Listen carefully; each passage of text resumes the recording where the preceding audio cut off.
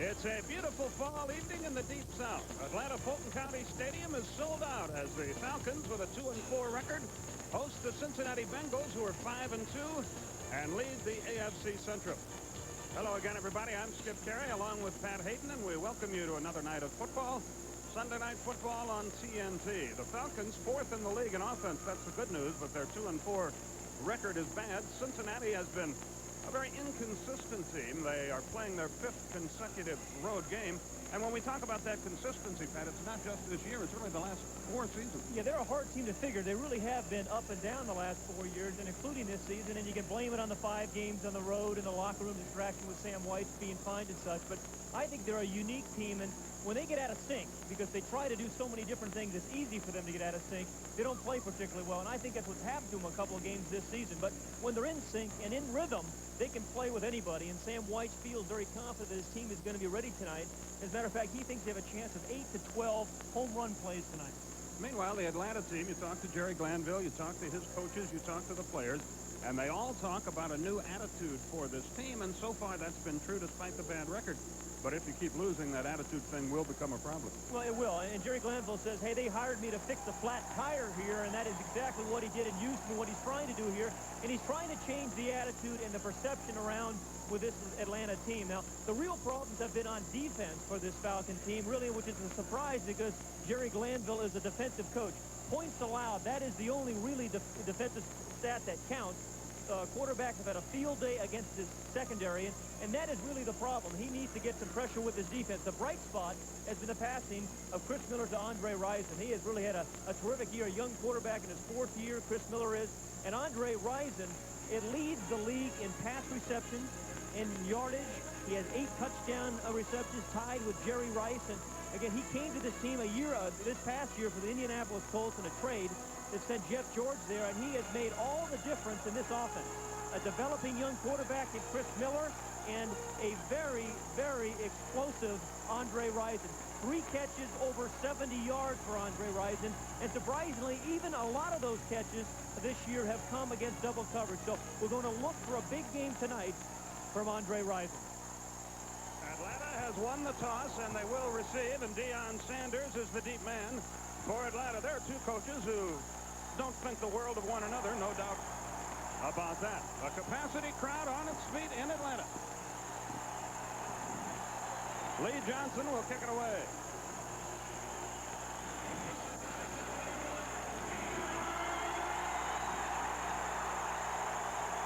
Sam White's a native of Atlanta, played his college ball at Furman. Jerry Glanville, out of Detroit, played collegiately at Northern Michigan.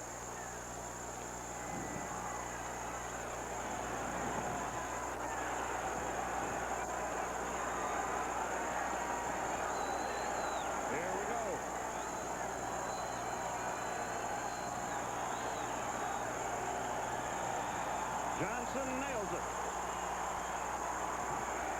Sanders brings it up. Short of the 20-yard line. Mitchell Price was involved in the stop, along with Leon White. Here comes Chris Miller. You folks around the country probably don't know too much about this young man, but you like him, don't you? Yeah, I really do. In his 4th year out of Oregon, and very, very quietly here in Atlanta, probably because he's played on some bad teams here in his 4 years. He is putting up some terrific numbers. Actually, more yardage in his first 4 years than John Elway and Terry Bradshaw. Throws very few interceptions, only 4 on the year this so far. Miller brings him out. Steve Broussard is the running back behind him. And he gets the pick. And he gets the 22-yard line. Now, the Falcons have 2 different types of offense. They have a regular conventional 2-back set where you'll see Broussard and Keith Jones, and they'll try to plow out, grind out some first downs. And then they have their variation of the run and shoot, which they call the red gun. And that's where they've had most of their offensive explosion through the air, through the red gun formation. 2nd and 6 for Atlanta. Wide to the right is Andre Rison. He has 43 catches, 710 yards already. Broussard pitched the other way. Got maybe 1. Steve Broussard was the ball carrier. Kevin Walker made the stop, the third-year linebacker out of Maryland, and a 3rd and 5 is the result. Zander, number 91, makes the stop. Zander was involved as well on the stop. 3rd and 5. Well, this is the situation on the 3rd and 5 where they bring in their 4 wide receivers. They go into this red gun, which is much like the run and shoot, except the quarterbacks in the shotgun formations. The slot receivers on the 4 wide outset, they are the featured one. They run all the option routes. Risen to the left, Michael Haynes to the right. Floyd Dixon in motion for Atlanta. Possession play. Miller has a man, complete. First down, 36-yard line. Sean Collins made the stop. He's out of northern Arizona, second-year man. 12-yard gain. First down, Atlanta. They moved the chain. One of the things these Falcons do such a nice job of, I think, the outside receivers in their run and shoot or red gun, is clearing out zones. And they may not get a lot of balls thrown to them. They're unselfish outside receivers. Their job is to run people off, and then the other guys run underneath them into open areas, the vacant areas after the clear out. Tracy Johnson checks into the Atlanta backfield. Wide to the right is Michael Haynes. Dixon in motion. Complete. And out of bounds near midfield. Sean Collins, another reception. The stop was made by Carl Carter. Complete to Sean Collins, number 85. 14-yard pickup. Okay, let's talk about the run and shoot a little bit. They call it their red gun, but the featured guys are these 2 slot guys. The outside guys you're going to see tonight are going to be clearing out of zones, but these guys will run all sorts of option routes from the slot, and that's where Andre Rison has caught most of his passes this year. They go back to the 2 setbacks. Broussard. 1st and 10 for Atlanta. And Keith Jones. Andre Rison splits to the right. Michael Haynes to the left. First down, Atlanta. Broussard pops it for about 5. I think one of the surprising things about the Falcons, I think they're really the only team in the National Football League that can really run both these teams, both these types of offenses effectively. I mean, most teams that run the run and shoot do that just exclusively because it takes so much practice time. Yet the Falcons are able to run the ball with a little bit of effectiveness. On the Cincinnati 45-yard line. 2nd and 5 is the situation. Haynes comes wide right. Broussard, the single setback behind Miller. Rison starts in motion. Broussard. Nothing there. He tried to make something out of nothing. Could not. Steve Broussard, 34 the ball. Skip McClendon and Ricky Dixon in on the stop for Cincinnati, and it's 3rd and 4. And again, a possession play. The Falcons converted their 1 third down opportunity in this game. Tracy Johnson checks back into the Atlanta lineup. Broussard goes out. And this Bengal defense has been pretty good this year against the run. Where they have really been vulnerable is through the air. Dick LeBeau, the defensive coordinator, was saying this week that we've given up way too many big passes in the air in the passing game, and particularly on 3rd down, we'd have to play better pass defense. 3rd and 4. They go to the red gun with Rison in motion.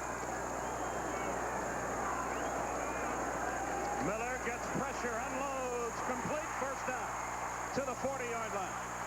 Andre Rison made the stop. The ball is recovered by Cincinnati, but down by contact will be the ruling. And let's see if where they mark it, he may not have the first down.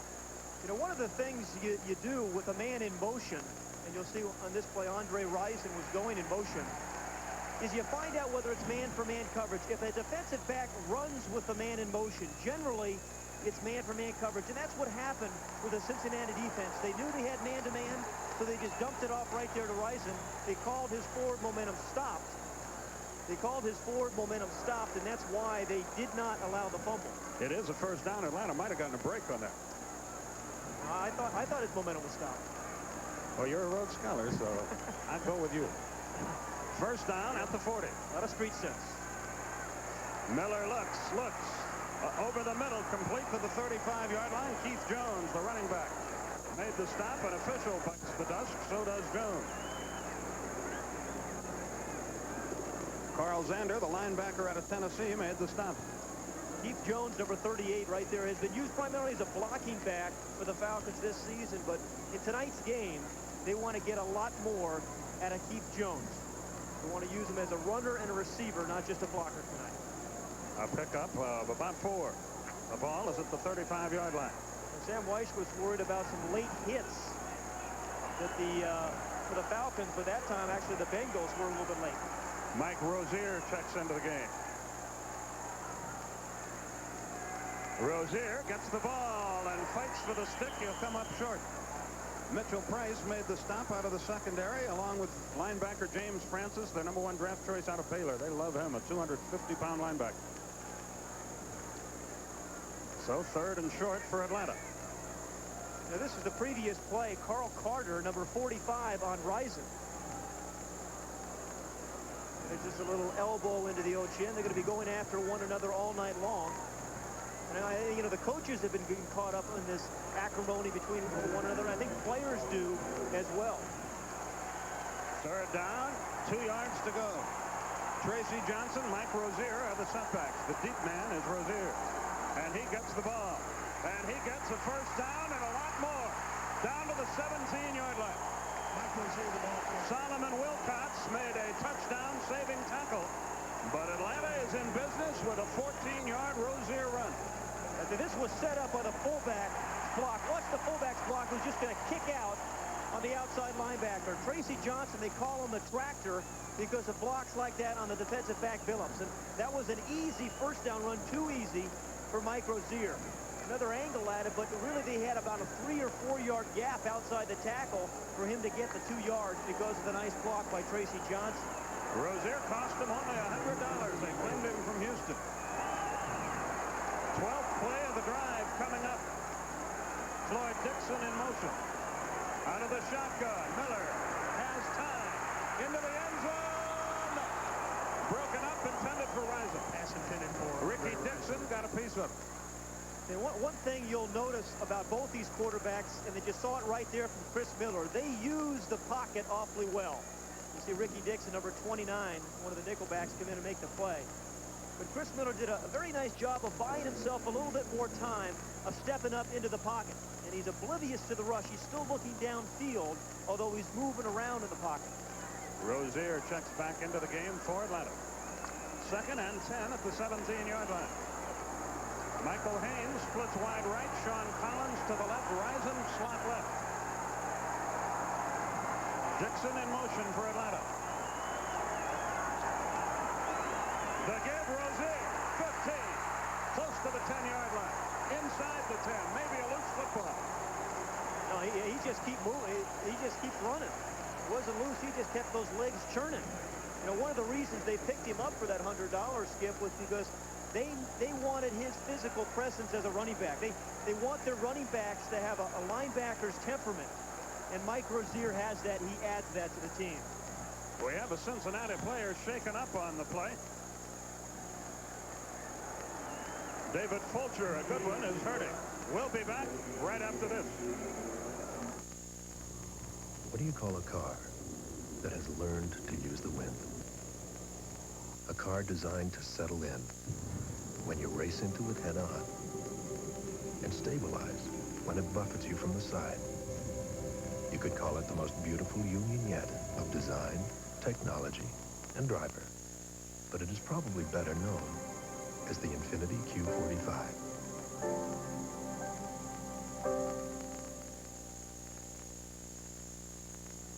Some people think it's a great idea for you to buy a second-rate antifreeze.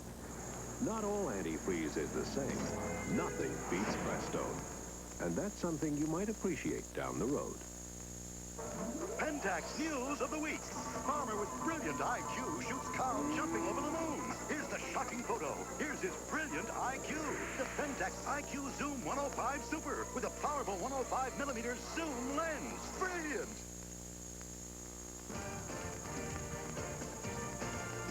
The NFL on TNT is being brought to you by Infiniti, who invite you to test drive the Q45 sedan or M30 Sports Coupe, and by AT&T, the right choice.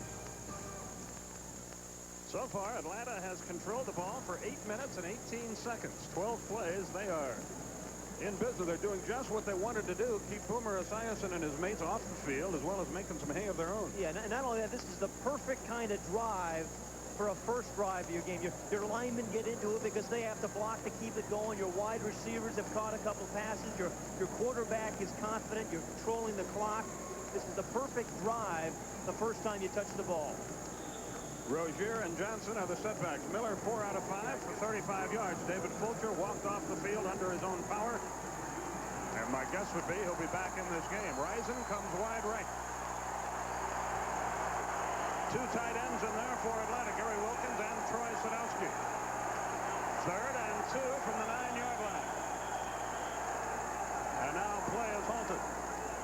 Miller can't hear signals, or he's asking the crowd to be quiet. That's been unusual for Atlanta in recent years at home, believe me. Yeah. There haven't been many crowds. But they've been sunning them out with regularity this year. 3rd and 2.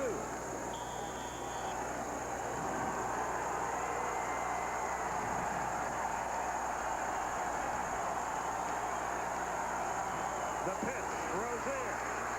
He stopped short of the first down. Kevin Walker, the 3rd-year man out of Maryland, the linebacker, made the stop, and a 4th down is the result. And Atlanta will settle for a try for 3 points. Yeah, what a nice play there by Kevin Walker, the inside linebacker. You know, guys just read, inside linebackers just reads the offensive guard. Watching number 59, when he sees the guard pull, he just follows the guard, and the guard takes him right to the ball. Greg Davis, 7 out of 9 in field goal tries this year. He's out of the Citadel. This will be 27 yards. Scott Fulhag will hold.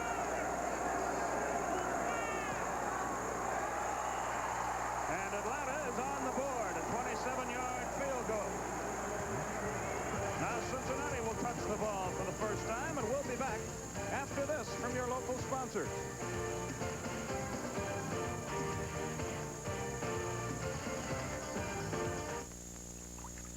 Oh, hey! You know, Super Bowl tickets are really tough to find. In fact, my brother-in-law used to say, hey, I'll get you some. He never delivered. This is what happened to him. Now, I know where you can get 24 Super Bowl tickets for $9.95. Come on, I'll show you. Here you are. 24 tickets to the biggest game in the NFL. The commemorative 25th anniversary Super Bowl Super Tickets poster. This is a collector's item. From the first game in 1967 to the 1991 ticket theme art, plus teams and scores from all the games. This one's mine, but you can get your own by calling the number that's on your screen. Talk about a great deal. You get a 24 by 36-inch 5-color poster, perfect for framing. It makes a great gift, and it's the collector's item of the 90s. All for $9.95 plus $2.50 shipping and handling. I'm going to get another one. To order your official Super Tickets poster, call 1-800-421-2000 now. Check, money order, Visa, or MasterCard accepted. Available only through this offer. Call now and you can have 13 weeks of the Wall Street Journal and this valuable 120-page guide to understanding money and markets. That's 13 weeks of the journal for the news and ideas you need every business day. And this guide free, which tells you everything you want to know about money and markets. Now for only $34. Call toll-free 800-421-2000. Today's Wall Street Journal. Faster, tougher, smarter. Call 800-421-2000 now. Tonight after the stadium show, Woody Allen shows up in a flying saucer in what has to be the strangest James Bond movie ever. Casino Royale with Peter Sellers and Orson Welles. Tonight on TNT. The deep men, Stanford Jennings and Mitchell Price, Greg Davis will kick it off. There's Mike Rozier, who ran well in the first Atlanta drive, and there's the kick. It comes up short. And returning the ball for the Bengals is tight end Eric Kentis.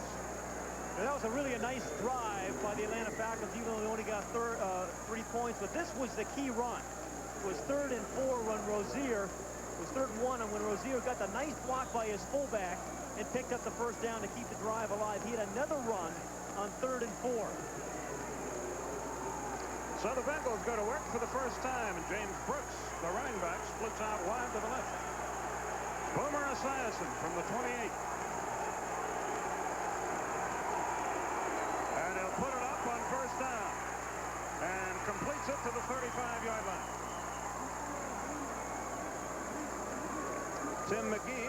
reception. There's a look at Esiason's stats. Yeah, really a surprising year for Boomer on the interception front. He's never really thrown a lot. He's always been a high touchdown to interception ratio quarterback, but a lot of it is he's had some tip balls, and he hasn't thrown the ball well at times. He's the first to admit. Second down and a long 3 for Atlanta. McGee splits left, Eddie Brown to the right. Brooks in the backfield this time around.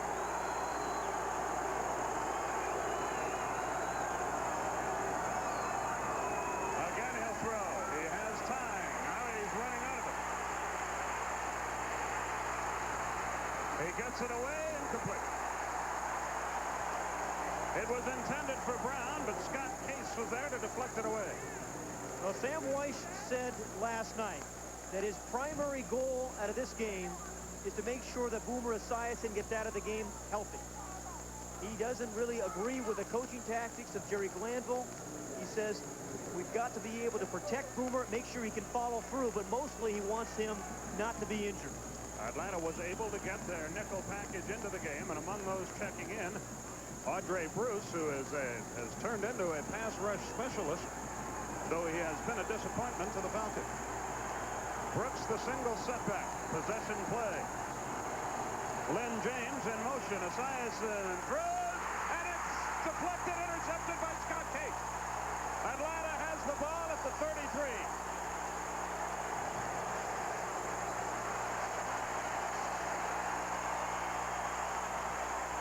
Well, Skip, little things lead to big things. You never really know what's going to happen when you get your hands up.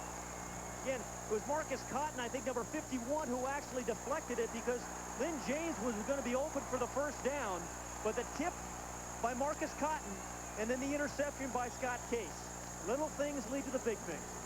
Cotton had a big year for Atlanta last year, but has seen his playing time decline this. But he made a big play there. Let's see if Atlanta can punch it in. They start at the Cincinnati 33-yard line. Michael Haynes wide right. Broussard back in the backfield as they go to the red gun. Chris Miller to throw, has no time. The pass, he got it away. Broussard, great run, 25, 20. Pulls over one man and out at the 19. What a job by Miller to get rid of the football. Yeah, that is a terrific play by Chris Miller. And what he did a nice job of is knowing exactly where his outlet receiver is. We talked about him stepping up into the pocket to buy some more time, but then he knows he's in trouble, knows right where his outlet guy is. And that's why he's avoided sacks this year. It's also why he's avoided interceptions. Another Bengal player has hit the deck here, as Broussard ran right over it. He'll be all right, and we'll be back right after this.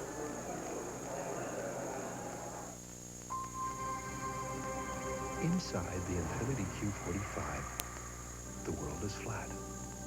Outside, the world's first full active suspension system senses, thinks, and reacts to every twist, turn, up and down. So inside, the world is flat, and you experience utter calm control in perhaps the most advanced luxury car the road has ever known.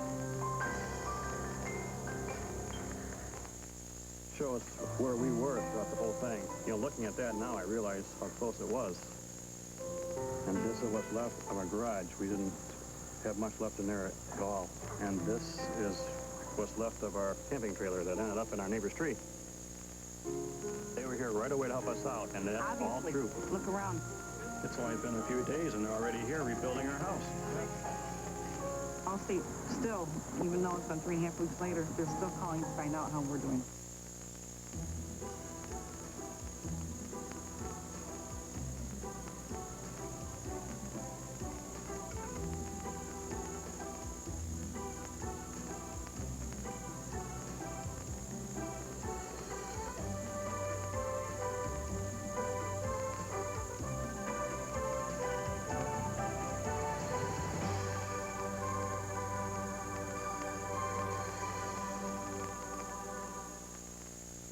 Tuesday, Friday on TNT.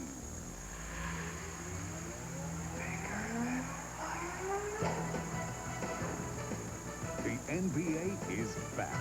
The season starts Friday on TNT. Rod Jones was the man who Broussard ran over, but as you see, the fifth-year man out of SMU is on his feet on the sideline. So Atlanta goes to work. Rising wide right. Miller 5 out of 6, 48 yards to this point. First and 10 from the 20. Broussard again, 15. Broussard, the ball carrier for Atlanta.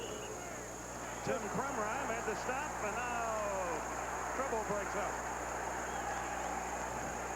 Well, I think we're going to see a lot of these scuffles tonight. A lot has been said about the rivalry and the acrimony between the coaches. The players talked about it this week. They're very well aware of it.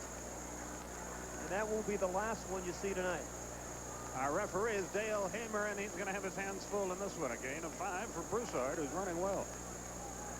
Tracy Johnson checks in for Atlanta. You know, speaking of referees, it's interesting. Sam Weish actually has a scouting report for referees that he and Boomer go over every night before on Saturday nights. They know all the referees and umpires' names, their wives' names, where they live. Just some incidental chatter for the game. Michael Haynes wide left for Atlanta on second down. The give, Rozier inside the 10. First and goal for Atlanta. Mike Rozier's style is perfect for a Jerry Glanville team. I mean, you know, like if Darth Vader were a football player, he'd play for Jerry Glanville. Mike Rozier adds that kind of attitude that they want from all out of their running backs. And right now, Atlanta's knocking Cincinnati right off the ball. Only 2:43 left in the first quarter. And Cincinnati has possessed the ball for just 3 plays. Atlanta has 6 first downs. First and goal from the 8. The pitch. Rozier. Penalty flags as he reaches the 4. And yet another flag comes flying in late against Cincinnati, and Lewis Phillips is arguing about that one. So it'll take a while to get this sorted out. There's holding against Atlanta, but I think a penalty against the Bengals as well.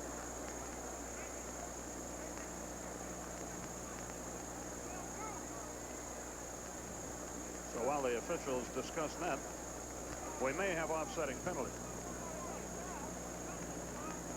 Here's Dale. We have 2 fouls on the play. Holding, number 79 of the offense. Unnecessary roughness, number 45 of the defense. Penalties, offset, first down. Carl Carter was the man called for Cincinnati, so the first and goal will come all over again. You know, Carl Carter was the one who gave Andre Rison that little shot earlier in the game as well. And that time, somebody caught him. So it'll be first and goal from the 8-yard line.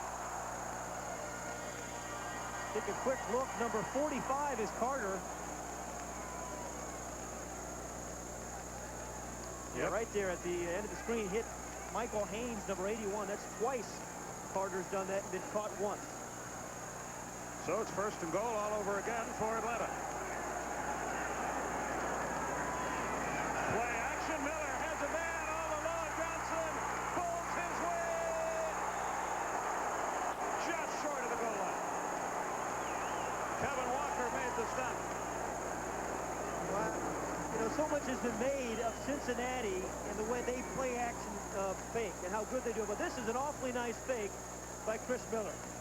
Again, it completely fools James Francis, the outside linebacker, who's a rookie, the #1 draft pick for them.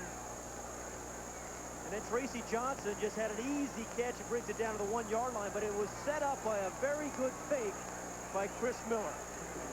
It's only inches from the goal line, as you see. Second down, goal to go.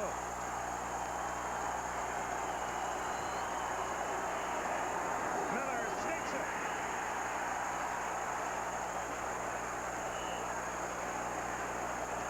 He's not in there. So a third down will result. You can see Miller really upset. He thought he had crossed the plane.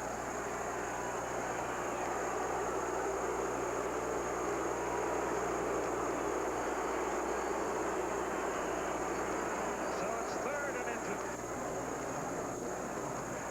I'll tell you what happened. Watch how low all these guys, they're all pitching in here. It's a tough defense to run that quarterback sneak against. They just pulled the center, Jamie Dukes, back into the quarterback, and that's why they said he didn't score. Third and less than a foot.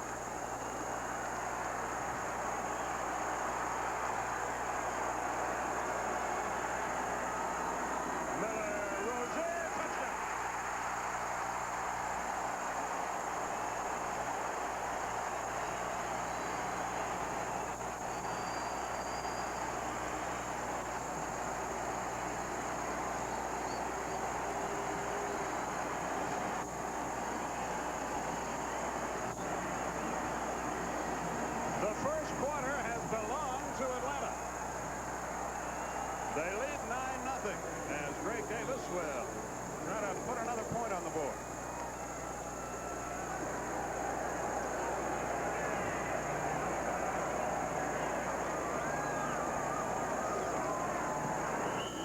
It's 10-0, 33 yards, 6 plays after the Case interception. It took 3 minutes and 19 seconds. 10-0 Atlanta. Back after this from your local sponsor.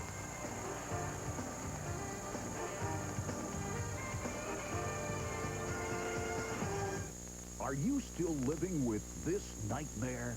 Over 1 million motorists have said never again. They've switched to Triple Edge, and the difference is amazing. Triple Edge is the world's first high-tech windshield wiper. It clears, it cleans, it wipes dry, all in a single pass. But that's not all. Triple Edge wipers won't tear, dry rot, or freeze to your windshield. They're made from DuPont Nordell, the same material used in 50,000-mile radial tires. So strong, they're guaranteed for as long as you own your car. If they ever fail, we'll replace them free. Triple Edge gives you visibility through the heaviest downpour. It whisks away snow and ice. Even mud is no match for Triple Edge. The day after I got my Triple Edge wipers, we had a big snowstorm with blowing sleet and wind. Everybody had trouble seeing except me. My visibility was beautiful. Join the satisfied million who have switched to Triple Edge. No noise, no streaking, no smearing, no tearing. Triple Edge wipers are only $19.95 a pair. Custom fit to install in seconds on your car, van, or truck. Order yours now. They're the last windshield wipers you'll ever buy. Call toll-free 1-800-421-2000 or send $19.95 plus $4.50 shipping and handling to Triple Edge Wipers, P.O. Box 8449, Atlanta, Georgia. Please include your car or car's make, model, and year for correct sizing. Use your credit card and call now. 1-800-421-2000. Mike Rozier, the man of the moment in Atlanta. The Falcons lead 10-0. Stanford Jennings, Mitchell Price are the deep men as Greg Davis gets ready to kick it off. Atlanta so far has run 20 plays in this game. Cincinnati just 3.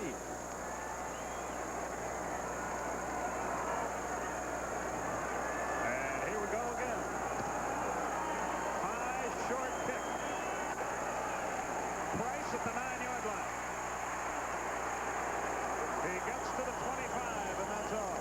Brian Jordan, the safety man, made the stop. There are 2 blocks that were key to the touchdown. This is Wilkins, the tight end. Watch how he seals in here. And then the fullback, Jones, kicks out here.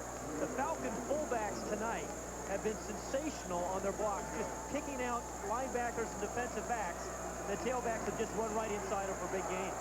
Craig Taylor checks into the Cincinnati backfield along with James Brooks. From the 25, running play. Taylor pulls his way out to the 30-yard line. And a lot of hats on that football for Atlanta, as is normally the case. You know, Jerry Glanville said yesterday, for us to win this game, we have to create events on defense. Fumbles, sacks, block kicks, or punts. They've come up with a 1 turnover tonight, the interception after the block by Marcus Cotton that got them in the end zone. And that's what he wants, events. There's the time of possession. It's been all Atlanta to this point. 15 seconds remaining in the quarter. The Falcons led the Rams 10-0 last week and let it slip away. 2nd and 5. Esiason will throw. Goes long for McGee. Overthrew it. Deion Sanders in the coverage. And the quarter has come to a close. We've played one quarter in Atlanta Fulton County Stadium. Atlanta 10, Cincinnati nothing. When creating the new G20 midsize luxury sedan from Infiniti, these were just a few of the amenities we kept in mind. Seating surfaces that are fitted with leather, a cabin that heightens the level of comfort and stretches the limits of space. Of course, with 16 valves and 140 horsepower, that mind also has an alter ego.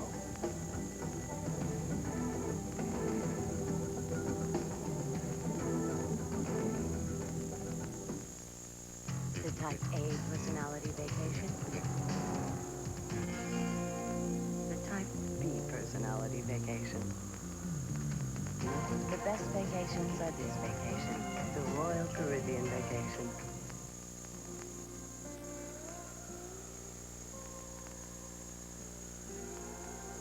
Now the fast track has a pit stop. Royal Caribbean introduces 3- and 4-night Bahamas vacations. Before building personal computers for networks, Compaq thinks about you, about the kind of people you work with, and the number, how information moves and how fast it goes. This is why Compaq was first to put the performance of an impersonal computer system into a personal computer system, and why so many companies run their PC networks with the high performance of Compaq, to give more power to more people, and more people, and more people. Compaq. It simply works better.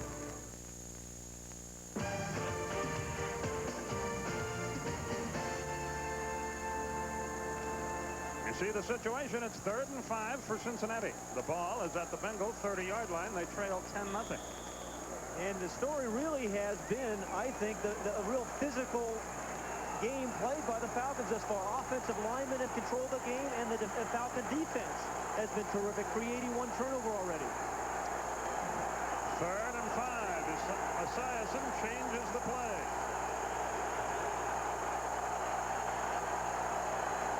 He'll throw for it. Complete first down. Eddie Brown made the reception. He's a fine receiver, is Brown, out of Miami. That's his 21st catch of the year. Now for 384 yards.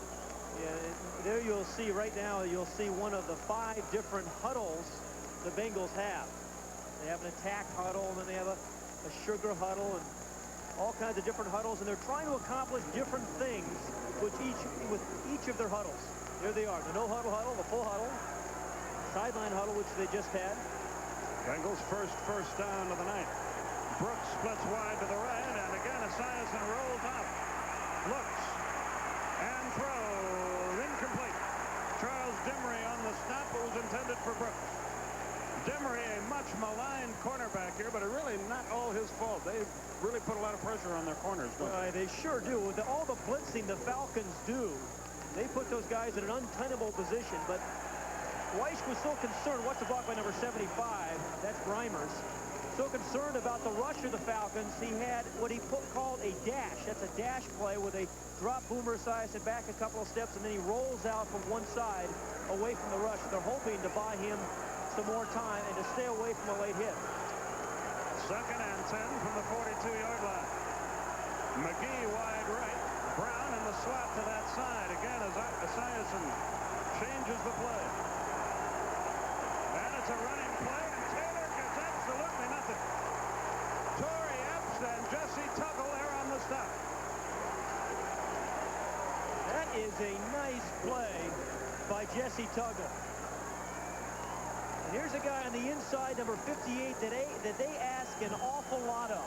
Plays right in the middle on the 34. They'll play in the nickel defense. And at first it was Epps, number 74, the nose tackle, filling in for Tony Casillas. And then he got some help from Jesse Tuggle. But you'll notice with the Falcons, it's never just one guy making the stop.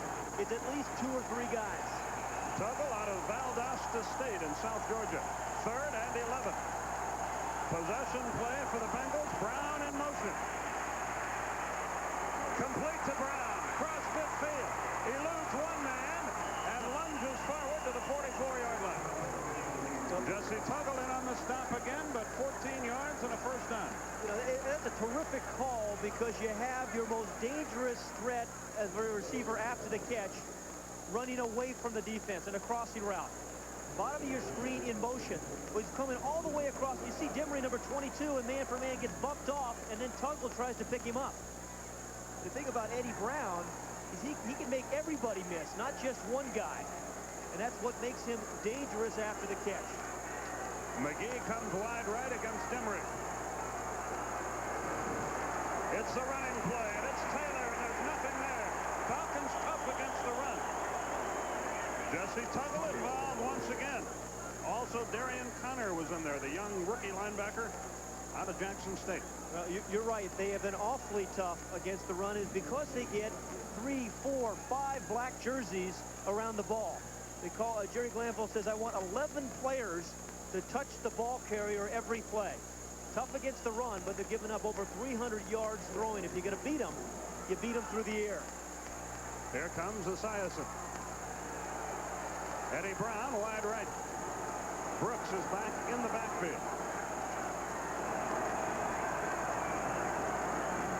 The give is to Taylor. He breaks it. Shakes off one tackler, is wrestled down at the 38-yard line by Brian Jordan, who spends his summer as a baseball player in the St. Louis Cardinals organization. You know, great more hostilities, excuse me, Pat, breaking up. And there's Boomer.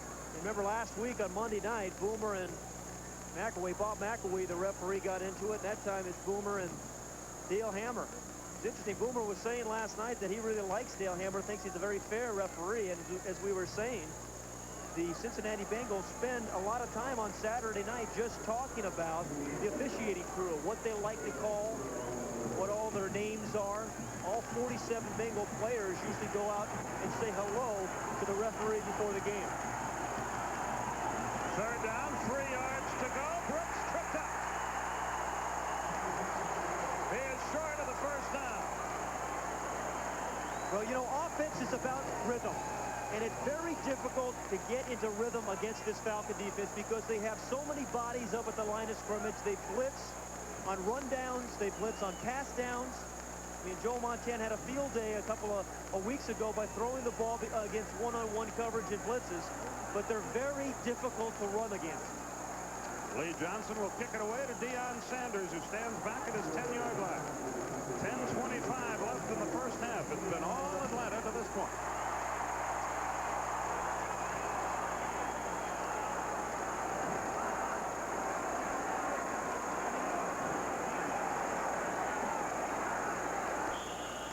Too much time. Flags fly.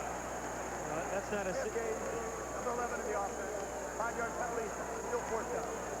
And what Lee Johnson doesn't want to do here is punt this ball into the end zone. I mean, you get 20 yards to work with to get it out of bounds. At least force Atlanta to go 85, 90 yards.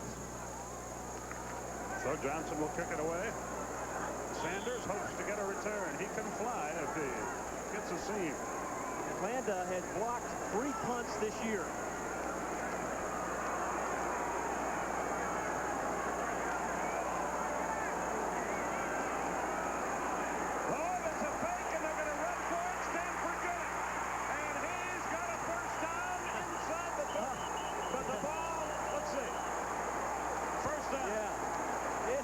Terrific call.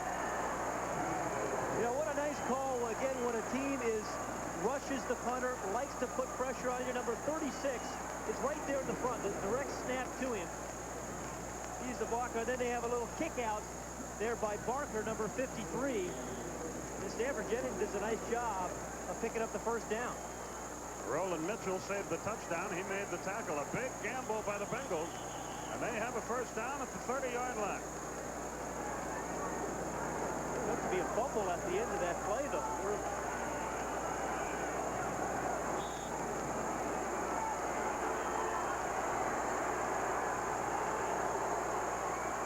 The give is to Taylor, and he gets a few. Let's have another look, because it looked like at the end that Stanford Jennings fumbled that ball. Another dance. Virtually every play we got extracurriculars there, which is unfortunate. Thinks there's a face mask penalty. Right, well, Halloween just 3 days away. Those are the perfect uniforms, aren't they, for Halloween? And a happy Halloween to you. Let me be the first. Yeah. What are you going as? The Goodyear blimp.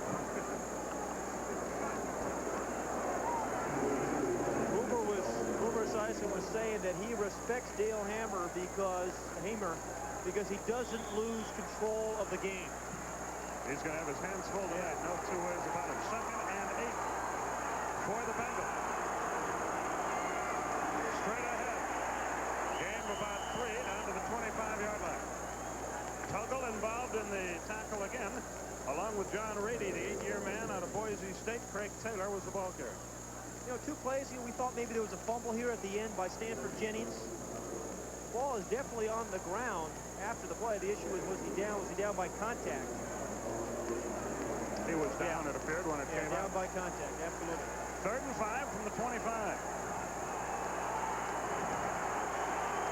Taylor, the lone setback behind Esiason.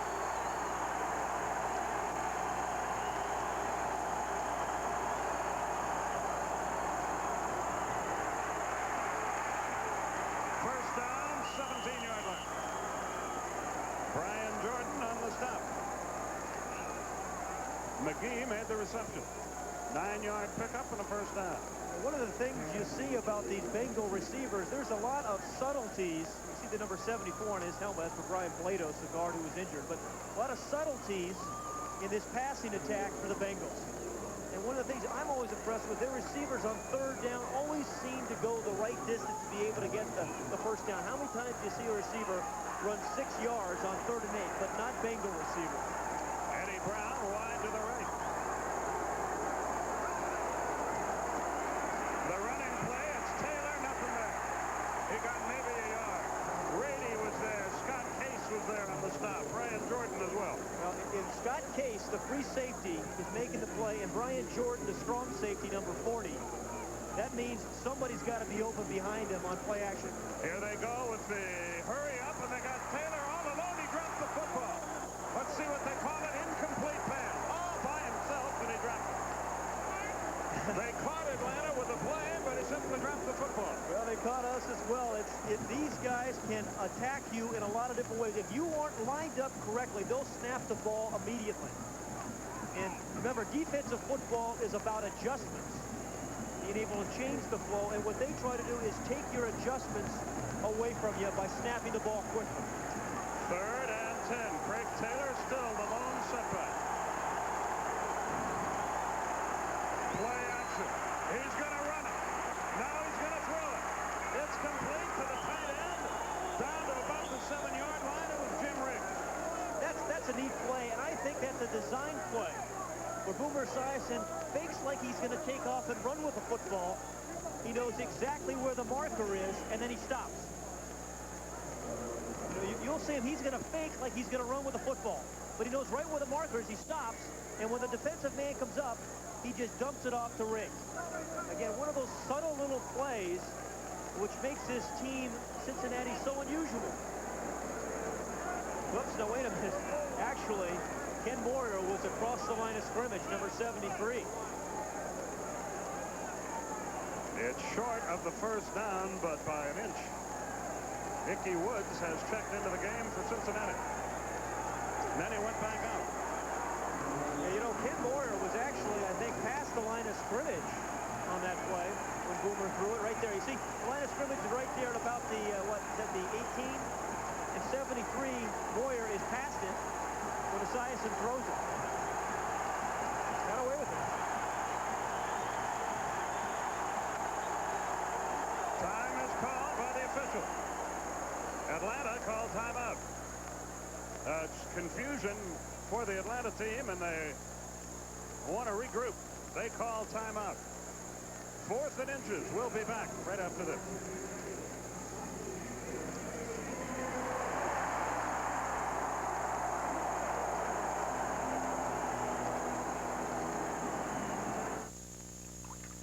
Oh, hey! You know, Super Bowl tickets are really tough to find. In fact, my brother-in-law used to say, hey, I'll get you some. He never delivered. This is what happened to him. Now, I know where you can get 24 Super Bowl tickets for $9.95. Come on, I'll show you. Here you are. 24 tickets to the biggest game in the NFL. the commemorative 25th anniversary Super Bowl Super Tickets poster. This is a collector's item. From the first game in 1967 to the 1991 ticket theme art, plus teams and scores from all the games. This one's mine, but you can get your own by calling the number that's on your screen. Talk about a great deal. You get a 24 by 36-inch 5-color poster, perfect for framing. It makes a great gift, and it's the collector's item of the 90s. All for $9.95 plus $2.50 shipping and handling. I'm going to get another one. To order your official Super Tickets poster, call 1-800-421-2000 now. Check, money order, Visa, or MasterCard accepted. Available only through this offer. Now, how'd you like to make a bet? If you like living it up in places like Atlantic City and Las Vegas, I bet this Players Club card will save you big. In places like the Sands, Atlantic City, and the Riviera, Las Vegas, up to 60% less on hotel rooms, 50% less for shows, and always 25% less for meals and drinks. So call Players Club now. Players Club, it's a sure thing. New members get 2 free nights in Las Vegas or Atlantic City when the club books their flights. Call toll-free now. Fourth down and inches. This will be the 17th play of the Cincinnati drive. So now plays run from scrimmage are even at 20. Atlanta had led in that department, 20 plays to 3. Well, you know, interesting call here for Sam Weiss because they have not run the ball well against this Falcon defense. And they come out with 4 wide receivers. Quarterback sneak, Esiason. And they're certain that he made it.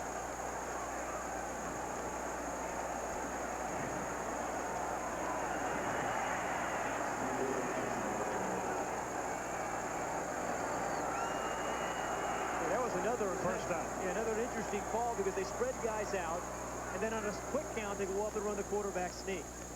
Well, Sias, anyway, you got to remember 6'5", 220. He's a load out there. He's a big guy. Yeah, all he needs to get is a little bit of momentum, a little move, push out of his center and right guard, and you pick up the first down. First and goal from the 6-yard line. Brooks and Ickey Woods are the running back. Brooks sweeps left. Did he get in? Yes. And that was a terrific screen block by Ickey Woods, number 30. So he screened out 2 guys there for James Brooks. The fans are deprived of seeing the Ickey shuffle, but they'll get over it. Well, watch Ickey block here, number 30. A little counter play here to James Brooks, something they ran last Monday night for a 28-yard touchdown. But he really screens 3 guys there and allows James Brooks to cut right underneath him for the touchdown. But, you know, he didn't throw his body out, but he just cleared the way by screening for Brooks. Now they're going to review this play to see if he got into the end zone. He did. If the play stands, it is a touchdown. And Jim Breach will try the extra point. He is perfect for the year, 21 of 21. 10-6 is our score. 75-yard drive, 18 plays. It took 10 minutes off the clock. It was kept alive by that fake punt. That's true, and it's a 10-7 ball game. Atlanta has the lead, and they'll have the ball when we come back. If I owned a car company, first thing I'd do is snag the biggest office. But then, I'd build myself a sports sedan. The head designer would be me. I'd make the body aerodynamic. Like, even the door handles would be cool. Then, I'd manufacture it with unibody construction, a fully independent suspension, and a dual overhead cam 16-valve engine. Then I'd test it. My sports sedan would be responsible. And I would definitely want anti-lock brakes. Finally, I'd unveil it. And just to cheese off the other car companies, I'd make my sports sedan affordable. Because I'm tired of the rich guys having their fun.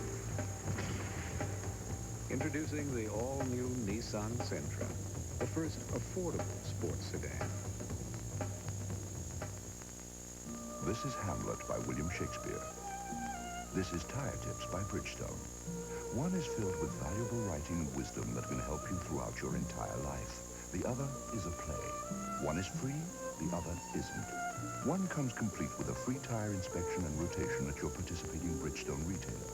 The other comes complete with a bookmark. But while you can read Hamlet whenever you want, Tire Tips is only available for a limited time.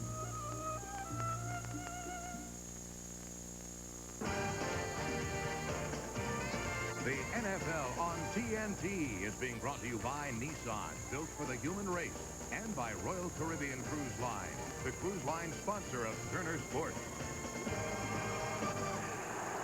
Deion Sanders, the deep man for Atlanta. Lee Johnson will kick it off. 10-7. Atlanta leads. 5:58 left first half. Fine kick. Sanders downs it in the end zone, and Atlanta will start from the 20-yard line. We'll be back right after this. It comes from your local sponsors.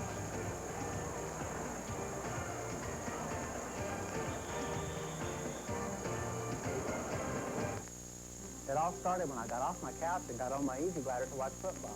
Look what happened. This is actual footage of Keith's home video showing his dramatic weight loss. I watched what I ate, worked out on my Easy Glider, and lost 75 pounds. All across America, people have found that 20 minutes every other day works to firm all major muscle groups and helps to lose weight aerobically. You get aerobic workout, you get muscle tone workout and development. It's a better workout. Dual resistance allows you to adjust tension for both legs and upper body. Some say it's the #1 fitness exercise, providing a superior cardiovascular workout and toning of chest, arms and back, calves, thighs, and buttocks. The bikes only work on certain parts of your body. Easy Glider works on all over. And this Hansen unit folds down quickly for easy storage. I thought the price was right, and I was really amazed once I got the product. Easy Glider is yours for just 3 easy payments of $19.95 from Fitness Quest. I get on the Easy Glider, I come back revitalized and refreshed. To me, it's an energizer. Shape up and fun down with Easy Glider. Order your Easy Glider by calling 1-800-421-2000. We'll bill your credit card 3 easy payments of $19.95 each. You get a full 60-day home trial with a money-back guarantee. The total price just $59.85 plus $9 shipping and handling. Full payment, mail orders accepted, or just call 1-800-421-2000 now.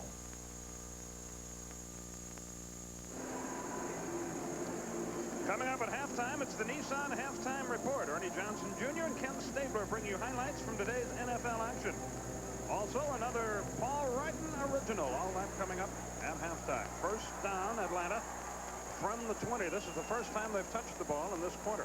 Yeah, really, Cincinnati really owned the second quarter thus far, and the Falcons really owned the first quarter. They had 9 minutes of possession in the first quarter, and Cincinnati in the second. Special hello to Bill Simon looking in up in Washington. Our producer Ned Simon's dad. Glad to have him with us. Steve Broussard checks into the Atlanta backfield. They go to the red gun from the 20. That's complete, and it's Michael Haynes, and he's got the 37-yard line. Well, the two plays that really set up the touchdown for Cincinnati on their last drive were this one on 4th down. It was the fake punt to Stanford Jennings. It was 4th and 8. When they called this play, it was executed beautifully. And that led to the touchdown right here after the block by Ickey Woods. And James Brooks, who has one of those players who just has a real feel for the game, he just sensed there was a little crease in between 3 bodies and got the ball into the corner of the end zone. Chris Miller now 7 out of 8, 73 yards. They go to the red gun again. Why not? The way it's working. Andre Rison in motion. Miller rolls to his left. Now he'll run. 40, 45, out of bounds. First down, 48-yard line. Jason Buck chased him out, but a first down for Atlanta. That looked like it was supposed to be a shovel pass. And I think Chris Miller was actually going to dump this ball right here to Broussard. But he saw number 96 right there, Tua Tagovailoa, and then decided just to run for the first down. It was a nice heads-up play by Chris Miller. So Atlanta 2 first downs in as many plays. 5 minutes remaining in the half. They mark it at the 48-yard line. Haynes wide right, Rison to the left.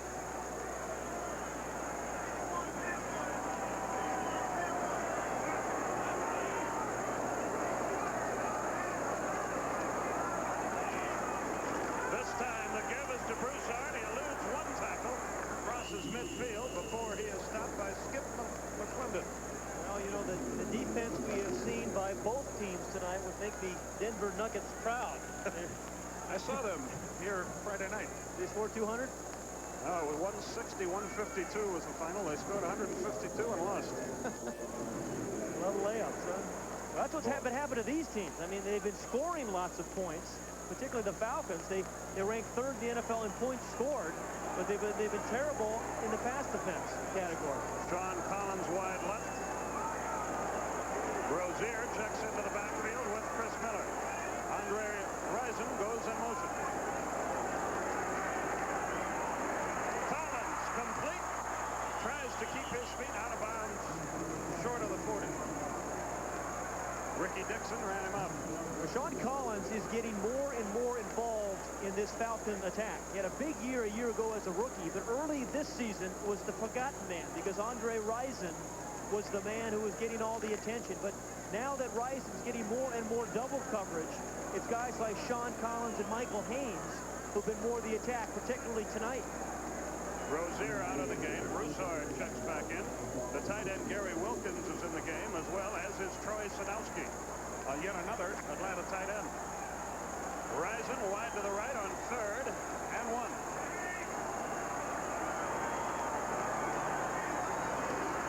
It's the pitch again. Broussard. First down and more. Out of bounds near the 35-yard line. James Francis ran him out, but Atlanta's drive continues. A gain of 7. You know, every short yardage play, the Falcons have run the exact same play, and every play, the fullback has cleared out for the tailback. Again, the fullback, Tracy Johnson, just kicked out, and Broussard, it seems like a kind of a short John Riggins type, just real powerful, he's got big legs. You know, even though he is short, 5'7", he's not small, 201 pounds, you know, run through a lot of arm tackles, but he's been getting some sensational blocking tonight by their fullback. Rozier checks back in for Atlanta. Rison in motion.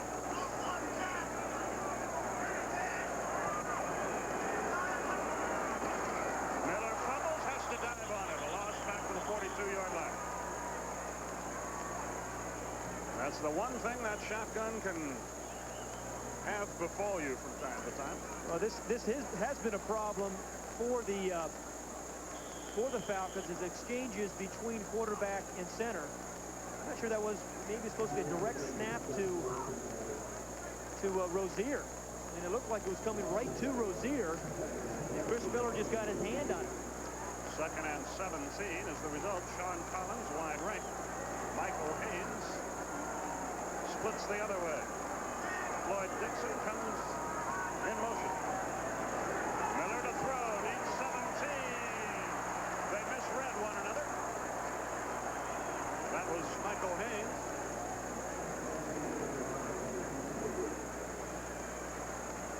So a 3rd down and 17 will be the result. Miller's helmet's falling apart on him.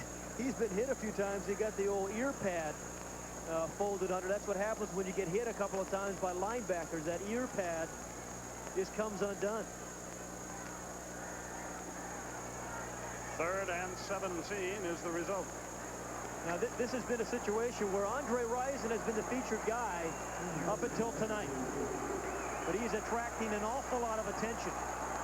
Atlanta 5 out of 6 in 3rd down situation. Got a tough one here. Miller has a lot of time. Overthrew Sean Collins.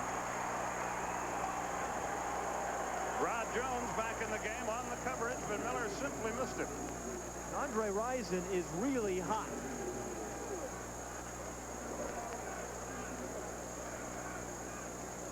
So 4th down and 17 from the 42 will be the situation here as we reach the 2-minute warning. 2 minutes left in the first half. The Falcons lead 10-7. They're about to give up the ball, and we'll be back. The world's fastest aircraft. 1909, the Signal Corps Flyer, 30 miles per hour. 1932, the GB, 300 miles per hour. 1966, the SR-71 Blackbird Mach 3. Today, DHL Worldwide Express Van, faster to more country than Federal Express, UPS, or any major express company. DHL, faster to more of the world.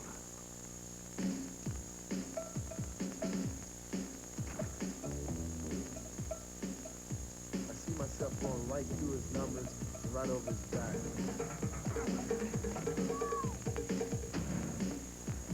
There's no way I'm gonna let one guy bring me down. This is a game that I'm gonna just explode.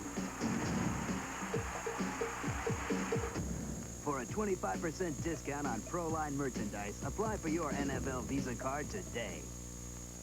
This year, IndyCar racing was dominated by one man, Al Unser Jr., 1990 IndyCar champion. If a driver ever told you, no, I don't get scared, I'm not scared, he's lying to you. The technology that goes into the IndyCar is second to none. Over half the field at Indy is using Valvoline. If there was a motor oil out there that was better, it would be in my car. People who know use Valvoline. Good idea. Scott Fulhag will punt for Atlanta. Mitchell Price, the deep man for Cincinnati. 10-7 is our score. Atlanta has the lead.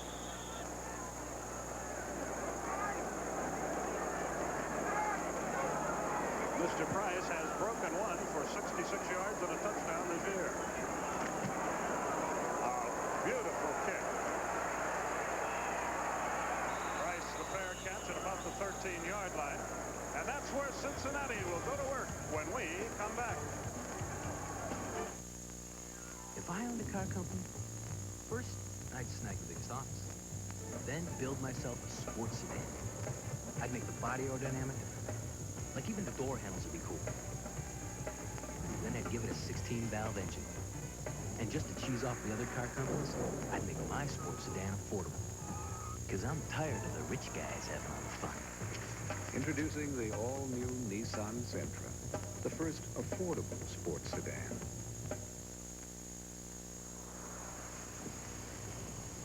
I'm going to write you every week, Dad. Oh, like when you went away to camp. No, I really mean it. You all right? Dad. You call. Here, that's our new personal 800 number. What? It means you can call home anytime you want, and you don't need any money. Dad? Yes? Could I have some money anyway? Introducing MCI Personal 800, a very new, very affordable way to stay in touch. 3M salutes the Olympic athletes who found a better way. Whose ideas were so original, they changed the games forever. At 3M, we know when you bring the world a better way, there's no going back. 3M, innovation working for you. There's a lot riding on the ballot this November. Every seat in the House, over a third of the Senate, and 36 governorships. This election, tune into the network that covers the news for a living, CNN. 1:52, as you see, the time remaining in the first half. The Bengals have the ball. They trail by 3 points. You know, last night Sam Weish was saying he thought that they had a chance for 12 big plays, home run plays tonight. But really, this Falcon defense has taken that away. They really haven't been able to have the kind of night throwing the ball downfield that he anticipated. Eddie Brown splits wide to the right against Charles Dimry. The running play to Brooks. He slips and falls and gets only to the 15-yard line. Ryan Jordan, who's having a big game, was in on the stump. And with 1:39 remaining in the half, Cincinnati has all 3 of their timeouts. And when they've had some success, they've hit Eddie Brown or Tim McGee on the move, running away from defenders. And they have the ability to make everybody on the field miss, not just the first guy. They seem they're in no hurry here, down by 3 late in the half. Deep in their own territory.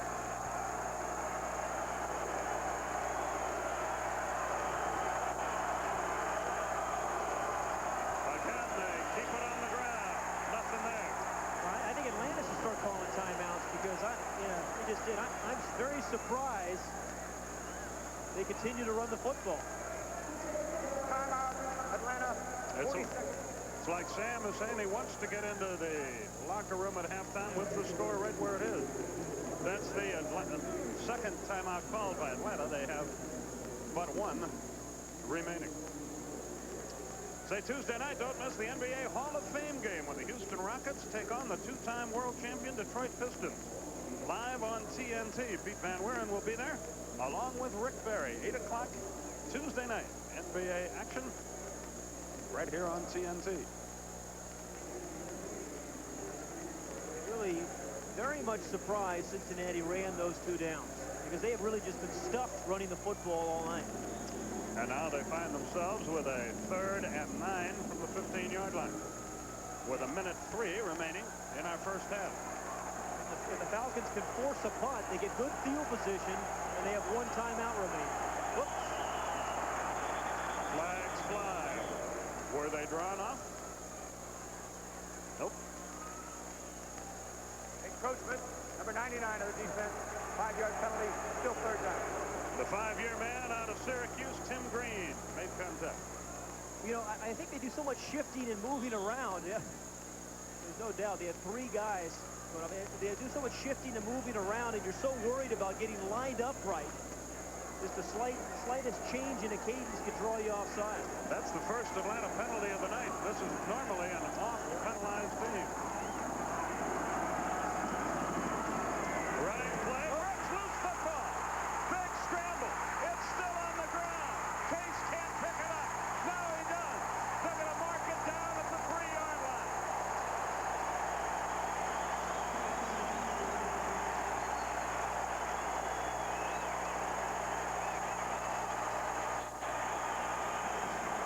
Good things happen to a defense when you have a lot of guys around the ball carrier.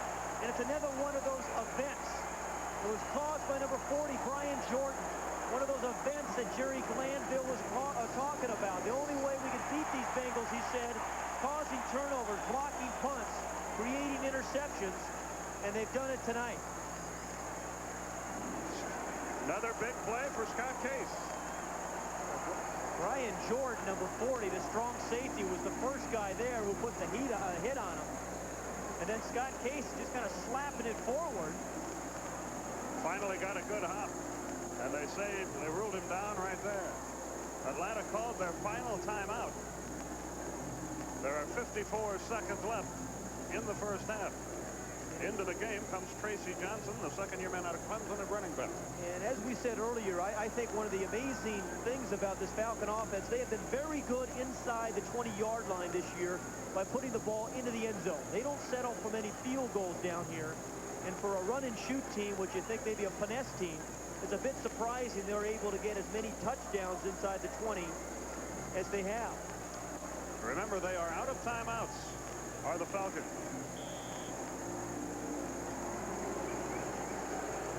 So Sam Weitz's decision to play conservative really backfired on him. Yeah. Well, now his defense has to come up with a play, though. Like the Falcon defense, his defense needs to create an event. First and goal from the 3. Rising in motion. They'll throw for it. Touchdown. Floyd Dixon.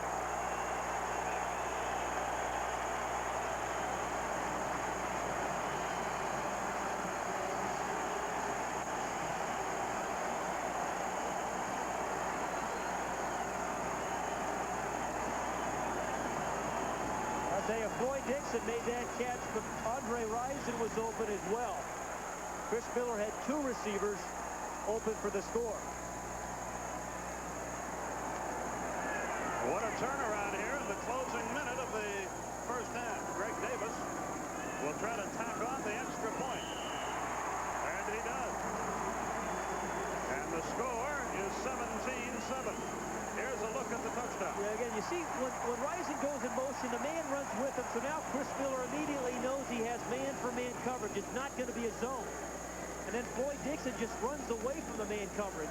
It was David Fulcher trying to cover him. But the man in motion gave Chris Miller a pre-snap read, and he found Dixon in the end zone. 2 turnovers by Cincinnati, and they have caused the 2 touchdowns for Atlanta. You saw a rise in emotion there, and with a guy running with him, it's just another way of giving a quarterback an advantage before the ball is snapped. What's the defense going to do when we send a guy in a motion? Is it zone or man? And he got that pre-snap look. So things are moving along swimmingly for Atlanta. There's the snap we just gave you. Well, we said at the very beginning of the show, this has been an up-and-down team this year, really for the last 4 years. They played brilliantly at times. I'm talking about the Bengals, and miserably at times. And tonight, it's been one of those miserable evenings thus far. Bryce and Jennings are the deep men. Greg Davis will kick it off for Atlanta.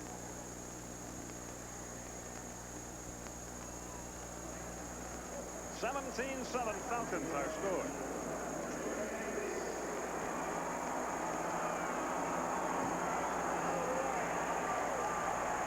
Stanford Jennings deep in the end zone, won't bring it out.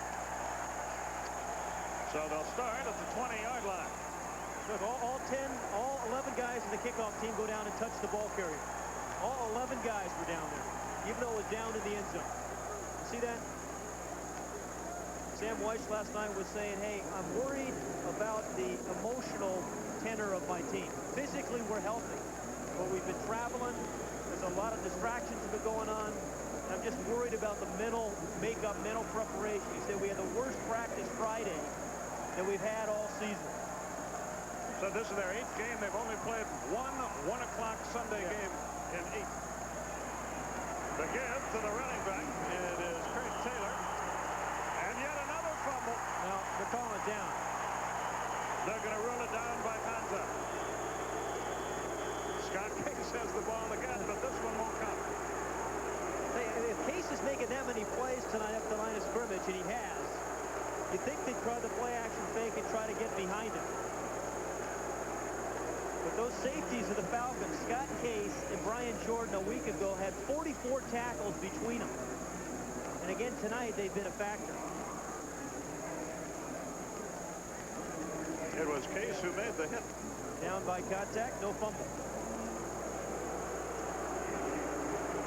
And there's a guy, he causes a lot of receivers to hear a cat yawn at 50 yards. You know where Scott Case is when you run it over the middle. Indeed.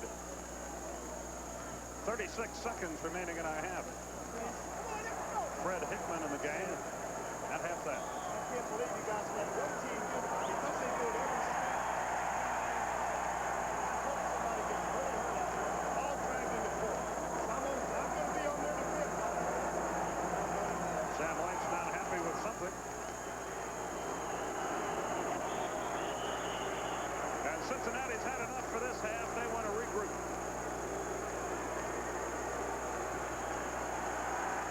And the teams head for their respective locker room. It's a 10-point game.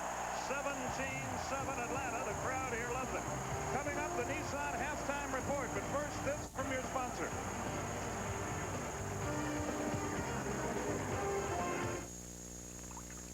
Oh, hey! You know, Super Bowl tickets are really tough to find. In fact, my brother-in-law used to say, hey, I'll get you some. He never delivered. This is what happened to him.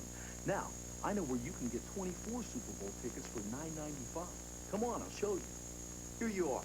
24 tickets to the biggest game in the NFL. The commemorative 25th anniversary Super Bowl Super Tickets poster. This is a collector's item. From the first game in 1967 to the 1991 ticket theme art, plus teams and scores from all the games. This one's mine, but you can get your own by calling the number that's on your screen. Talk about a great deal.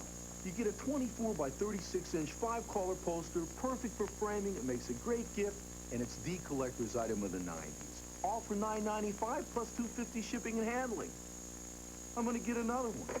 To order your official Super Tickets poster, call 1-800-421-2000 now. Check, money order, Visa, or MasterCard accepted. Available only through this offer. Call now and you can have 13 weeks of the Wall Street Journal and this valuable 120-page guide to understanding money and markets. That's 13 weeks of the Journal for the news and ideas you need every business day. And this guide free, which tells you everything you want to know about money and markets. Now for only $34. Call toll-free 800-421-2000 Today's Wall Street Journal. Faster, tougher, smarter. Call 800-421-2000 now.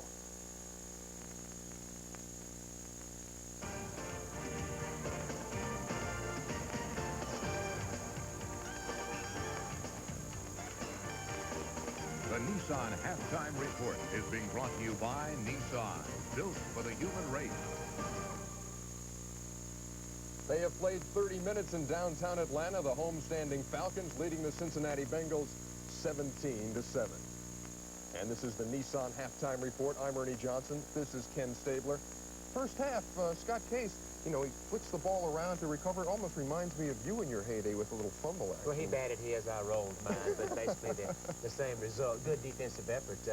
They controlled the ball on offense, and then when Cincinnati did have the ball, Scott Case and the defense forced the turnovers, and then there you have the first half. 17-7, the Falcons with the lead over the Cincinnati Bengals. This is Sunday number 8 of the NFL season. Let's start our recap with the New York Giants playing host to the Washington Redskins. Stan Humphries has found the Giants quite tough. Tough day for Stan Humphries, threw 3 interceptions today. That's 6 on the year against the Giants. Here he's picked off by Everson Walls. Walls returns it 28 yards for the touchdown. And the Giants with a 21-10 win over the Redskins, their second victory in the last 3 weeks over the Skins. The Bears are now 6-1, beat Phoenix 31-21. The San Francisco 49ers are 7-0, but they needed a late Mike Cofer field goal to beat the Browns. Under 10 seconds to go, game tied 17-all, and it's Cofer from 45 yards away who gets it inside that upright. 20-17, the Niners remain perfect at home with the win over the Browns. Also, the Detroit Lions taking advantage of 8 Saints turnovers, beat New Orleans 27-10. The Eagles and Dallas Cowboys, Randall Cunningham does it late. Yeah, Cunningham with less than a minute to play with a ball on the 9-yard line, throws it back in the corner. Nice adjustment by Calvin Williams for a 9-yard score. He burns Robert Williams 21-20 the final. The Eagles winners over Dallas. The Minnesota Vikings, boy, they are 1-6, lost to the Packers 24-10. The Dolphins and the Indianapolis Colts, Dan Marino, a steady day. Dan Marino, 3rd and 3, is going to find Jim Jensen on a 5-yard touchdown pass, 21 for 29 for 161 and a touchdown for Marino. And a 27-7 victory. Eric Dickerson, by the way, held it 27 yards for the Colts in that one, and it was the Bills over the Patriots 27-10. The New York Jets and Houston Oilers, Warren Moon threw for 381, but this was the big play. Out of his own end zone, trying to make it happen. Darrell Davis hits him, forces the fumble. Darrell Davis recovers it for the go-ahead score for the Jets. It was 14-12 at that point. It winds up 17-12. The Jets beat the Oilers at the Astrodome, and the Tampa Bay Buccaneers really took it on the chin at Jack Murphy Stadium. That one goes to San Diego, 41-10. And as the Nissan Halftime Report continues, it's time for another Ridin' Original. Tonight, Paul with a story of a New England town where football is a way of life.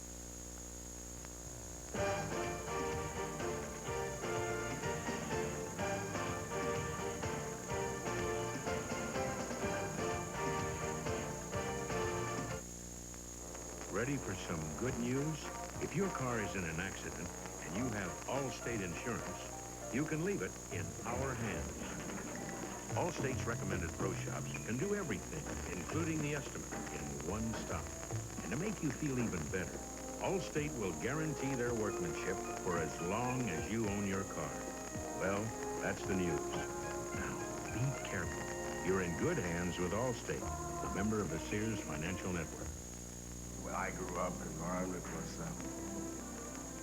hot sun and a beautiful, cool breeze that comes off the ocean. Tree climbing, wading through creeks, catching frogs, stuff like that.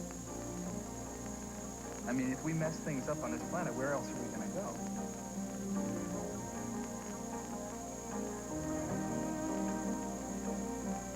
Got to think about our kids, you know. I'd like to have grandchildren. It's not looking so good, and we really have to do something about it. It's about being aware. Right now, crucial environmental information is being gathered and analyzed with the help of IBM.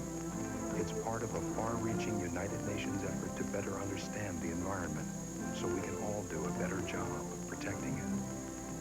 Crayons, schoolyard looking up the skies, blue clouds.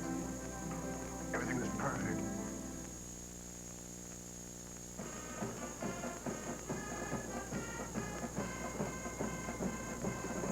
It's Saturday afternoon in the seaside Boston suburb of Swampscott.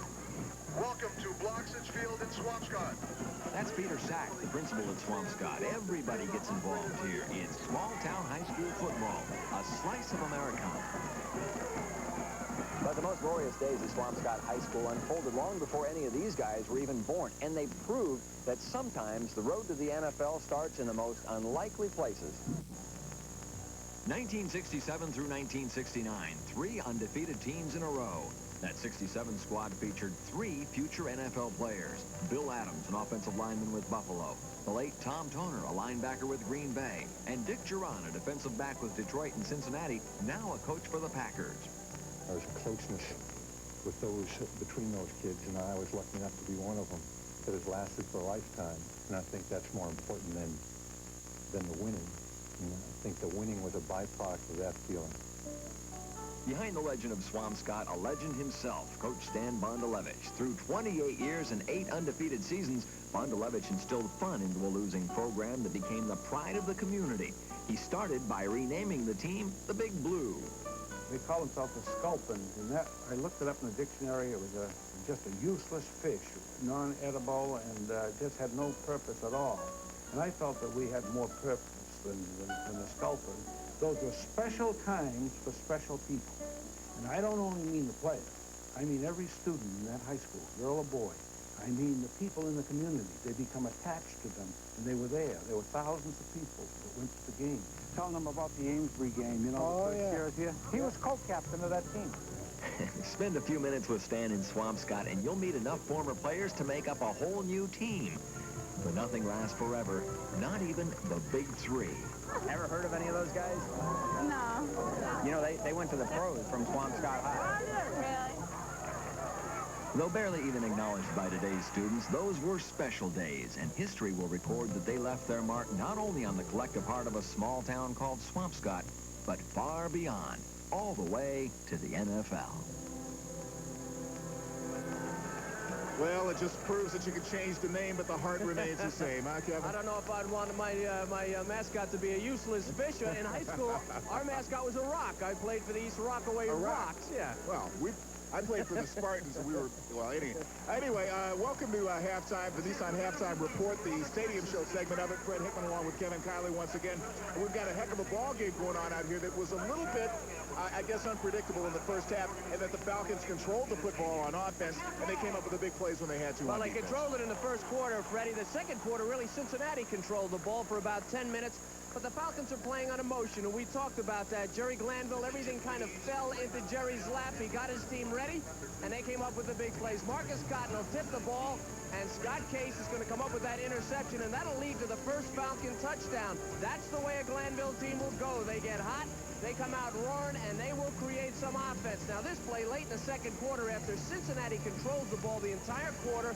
Again, Scott Case will pick up the fumble. He's going to roll it a little bit. It's going to wind up on the 2-yard line. And then, of course, Atlanta goes in for that second touchdown. So 14 points on 2 turnovers for Atlanta, and that's really exactly what you would expect. If Atlanta was going to win this game, they would need big plays by their defense, lots of emotion, but we've got 2 quarters to go. They'll have to keep it up. Hey, you know, speaking of emotion, one of the things that I noticed after that last Dixon touchdown, they had the ensuing kickoff. The kickoff happens, and every Falcon guy on the special teams, the guy called for a fair catch, but they ran into the end zone just to kind of intimidate the guy. Well, I got to tell you, Freddie, this crowd in Atlanta is as loud as any crowd I've heard in the NFL. If this team ever became a constant winner, if they ever got to the Super Bowl or in the playoffs, this crowd can create a lot of confusion for an opposing team. Our guy on the field, of course, Craig Sager. And Craig, is that emotion coming across to you as well? You better believe it, Fred. After that final play of the first half, there's a skirmish here on the sidelines between Andre Bruce, 6'5", 248, Tim McGee, 5'10", 183. A mismatch until David Fulcher stepped in. He promises that the second half will be different. He says the Bengals are embarrassed they have just 7 points against the worst defense in the league. Meanwhile, on the Falcons side, Jerry Glanville's only complaint at halftime was the fake punt. He said he worked on it all week. They knew it was coming. He yelled out to the team, and they still couldn't stop it. Right? Thank you very much, Craig. Well, I predicted there was going to be 70 points scored in this football game. I don't know if that... Well, you never know with these two offenses, but it doesn't seem as though it's going to happen that Key way to the now. second half, Freddie. Cincinnati needs to get that running game going. They had 47 yards on the ground. Get the Falcon cornerbacks, the defensive backs, involved in supporting the run.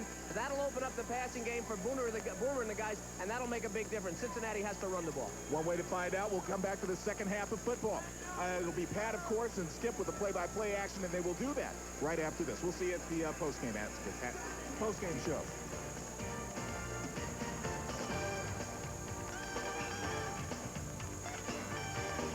The Nissan Halftime Report has been brought to you by Nissan, built for the human race.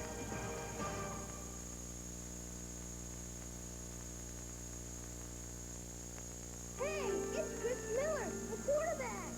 How are you guys doing today? I'll never forget that boy who stood off from the others. He seemed to say so much without speaking. His story made me a believer in the United Way. When he was born, doctors thought he was autistic, a child unable to communicate to the world around him. And then when Eric was 5, special testing found that he was profoundly deaf.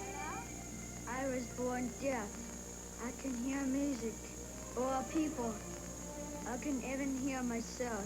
But because you gave to the United Way, I learned how to use hearing aids. I learned to speak.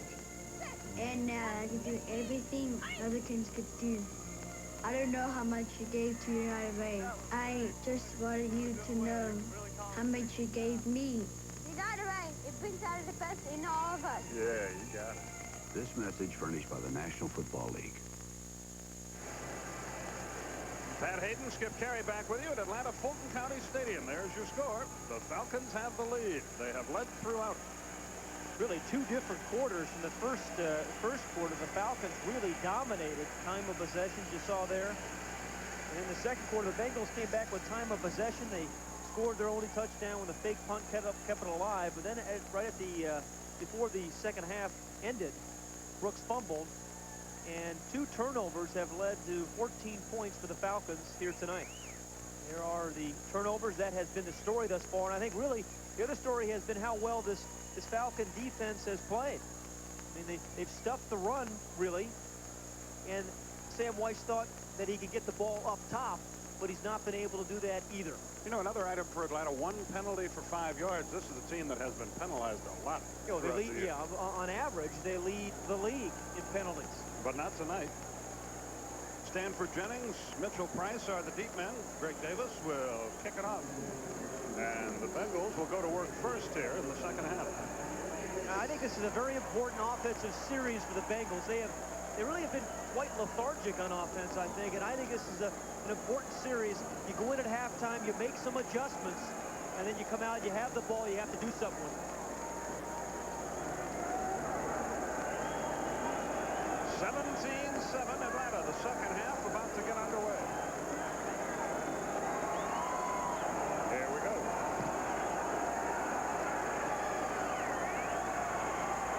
Stanford Jennings is buried by linebacker Ken Tippin. A 21-yard return, and the Bengals go to work. Down by 10. Well, you know, Boomer last Monday night threw for, 85 yards, I guess. The first half has not been his kind of half either. But again, he's been an enigma. And against the Rams, he threw for 490 yards, so he can have those kinds of games and those kinds of halves for you. From the 26-yard line, the Bengals go to work. They'll throw it. Out of the backfield, Icky Woods. He's hit and dropped by Rady at the 33-yard line. John Rady made the stop. Icky Woods with the reception. Well, what a difference Icky Woods would make to this team if he can come back and play the rest of this season. Because remember, 2 years ago, their Super Bowl year, he rushed for over 1,000 yards. And, you know, he had a major knee surgery after the second game last year. And I don't think you ever come back from knee surgery until you go through a few pile-ups like he just did. You go through a few of those, and then you know you're back. Harold Green joins him in the backfield.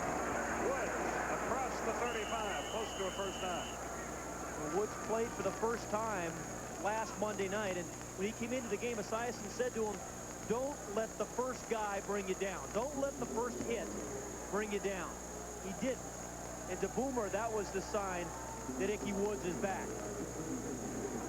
They move the chains. First and 10 is the result. Those are Halloween costumes, aren't they? Colorful group.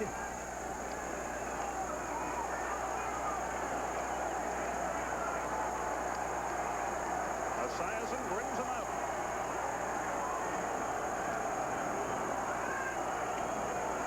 He'll throw. Little delay. Flag flies. And with the ball is Rodney Holman, the tight end, crossing the 45. Probably holding. Let's see. Holding, number 78 in the offense. 10-yard penalty, repeat first down. Anthony Munoz. Yeah, Anthony Munoz. A guy who's been a dominant player at left tackle for 11 years. Number 78, top of the screen, has a hold of Tim Green. Yeah, just gets that right hand out there, gives him the old Heimlich maneuver. They always call that, yeah. I'm afraid I was going to have to give you that at dinner last night. Yeah, you're always taking those nice joints. They have the portraits of the Heimlich maneuver on the walls, yeah. First down, 20 yards to go from the 27-yard line.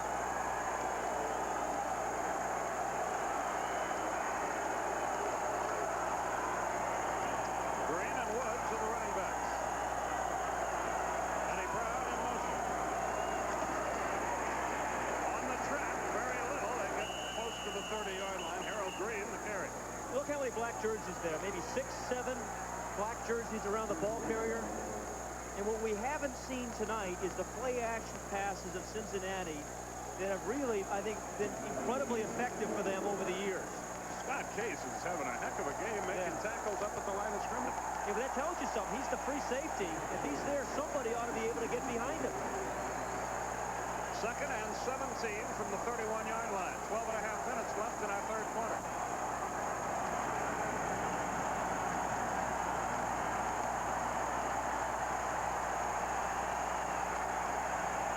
There's play action. Woods can't handle the pass. Once again, the man in the middle, Brian Jordan, broken up. Third and long. Brian Jordan is one of those old-style strong safeties. Number 40 right there. Those old-style guys who can, you see number 40 right there in the right side of the screen. He reads things, he hangs in it, he plays close to the line of scrimmage. He's a physical player, not like Alvin Walton of the Redskins. Trips right for Cincinnati. Eddie Brown, the widest man. Third and 17.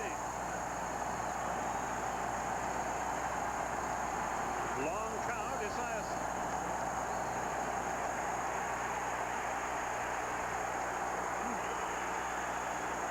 No. Boy. That ball was well thrown. Tim McGee couldn't hang on. That ball was well thrown. And McGee against Deion Sanders early, and then release him inside on his own. That ball should have been caught, and really should have been caught for the first down. Lee Johnson will punt it away to Deion Sanders. There he is. First Amendment with hips, Deion Sanders.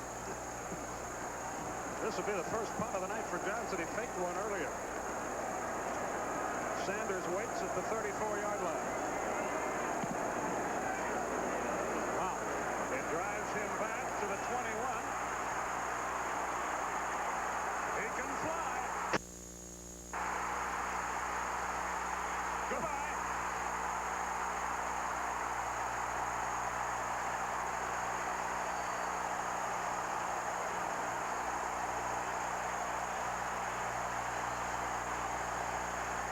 Yep, that's why they call him the First Amendment with hips. 79 yards. Well, all you have to do to give a guy like Sanders, who's got marvelous athletic skills, is just a couple of blocks, because he can do a lot by himself. He's going to outrun maybe 3 or 4 guys. So if he can just block the first 2 or 3, you have a chance. He has got some talent. And the score mounts to 24-7 as Greg Davis hammers it home. Atlanta winning big. We'll be back after this. It comes from your local sponsor. It's time for John Elway to take the Broncos for another Sunday drive. But Herschel Walker and the Vikings will put up a roadblock. Elway versus Walker, Sunday Nitro. The Broncos versus the Vikings. Next Sunday at 8 on TNT. Big news from AT&T.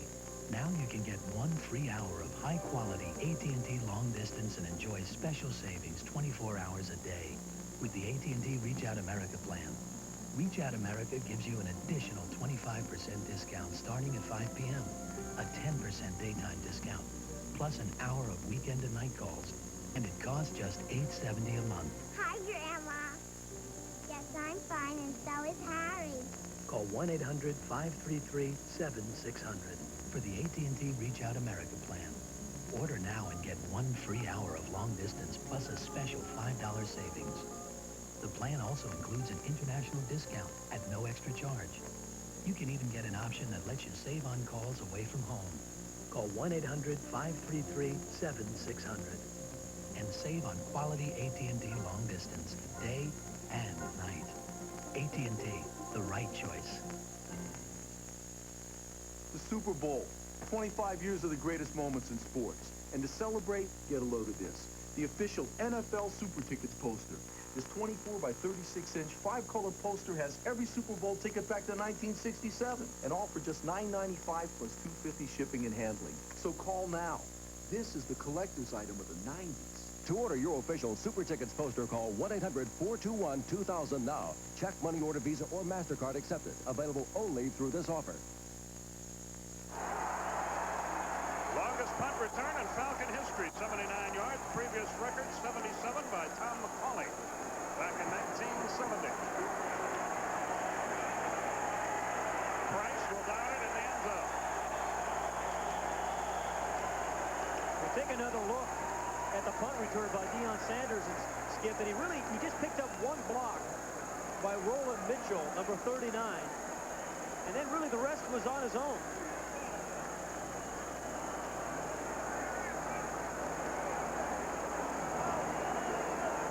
When he gets to the open field, forget about it, boy. He can really run. Well, Cincinnati now. Yeah, they're hurting. Yeah, they are hurting.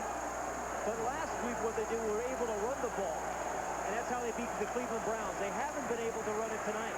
Harold Green gets the ball, breaks the tackle, fights his way up to the 30-yard line. Brian Jordan again involved on the stop for Atlanta. Boy, he's having some game. 11-yard pickup. And a first down. The clock runs at 11:20 left. Harold Green is a guy who had a big night last Monday night. And he's got a wonderful, he's a rookie, number 2 draft pick, a wonderful change of direction that you saw right there. He played his college ball right up the road in South Carolina. This is their little sugar huddle, as they call it. They haven't really done much of that tonight. But they really haven't had too many quick counts. I think the Falcons really haven't tried to substitute a lot. Brown in motion. Give again to the running back, Green. And he's up close to the 35. John Rady in on the stop.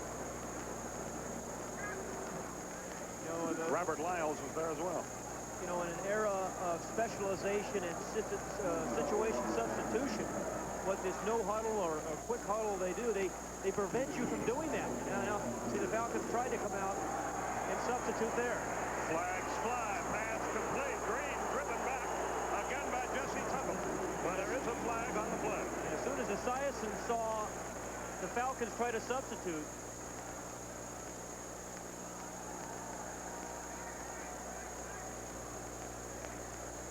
We're going to get on the field on the defense. 5-yard penalty. That's why you can't, you know, again, Scott Case told us, he said, we can't really substitute against these guys. We're not going to try much. And what this no huddle does is puts a lot of guys on the field in 3rd down situations that aren't comfortable playing in that situation and haven't done all year long. Falcons make more changes, but this time the Bengals are content to huddle it up. 10-14 remaining in the third quarter. Atlanta leads 24-7. Matt Hayden, Skip Carey with you from the stadium in Atlanta. A couple of years, the Falcons will have a brand new home, the Georgia Dome, about 3 miles from here.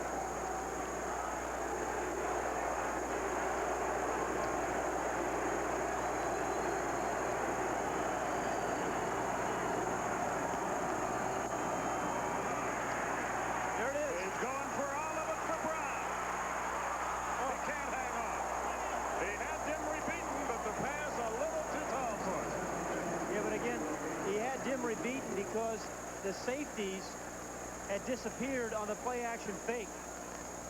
Watch number 41 in the back of the screen, top of the screen. He comes right up with a play-action fake. Whoops. And Eddie Brown runs right across the field. That is asking too much of Charles Dimry, who was beaten by Jerry Rice for 4 touchdowns a couple of weeks ago to cover Eddie Brown. 2nd and 10 from the 41-yard line. Esiason to throw. Dumps it off to Ickey Wood. Breaks 1 tackle. Tuggle gets him at the 50-yard line. Jesse Tuggle having a big night. John Reedy was involved as well. You know, the play action, I think what makes Cincinnati so effective is not just Boomer Esiason, but it's their offensive linemen. Offensive linemen make it look just like a run. See all the offensive linemen, no one's backing up. Everybody's moving forward. Esiason holds the ball in his hip, and that pulls the safety forward. And the safety's key offensive linemen, not just running backs. 3rd and 1 for the Bengals. He's got Woods all alone. 40, 35, 30 and out of bounds. Brian Jordan will stop. Well, I'll tell you, Roland Mitchell, he hit Roland Mitchell, and Roland Mitchell, believe me, is breathing heavy right now. That Woods is he's a load. He sure is. Watch us right at the end of the play. I think he's caught about 3 passes like that, no more than about 2 yards per whap. Ooh. Yeah. They mark it at the 28-yard line, a 22-yard pickup. 1st and 10 from the 28. Brown wide to the right. Craig Taylor checks into the backfield.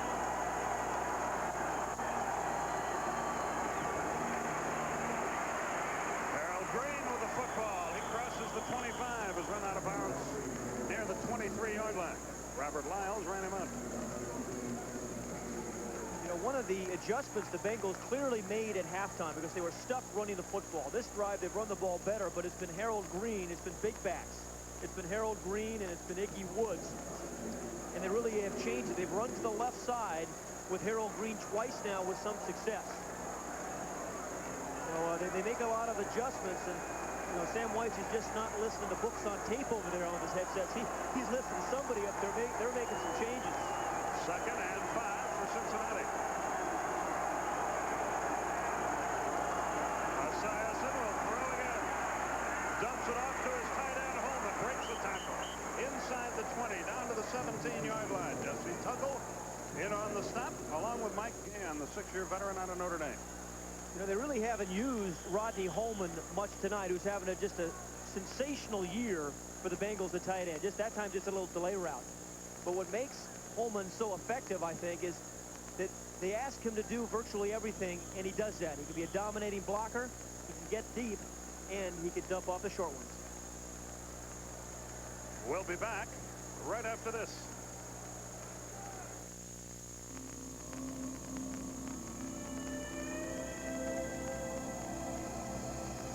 This new coupe is sporty, refined, stylish, responsive, and a lot of fun. In fact, you'll find this new coupe so much fun you may never look at Hyundai quite the same way again.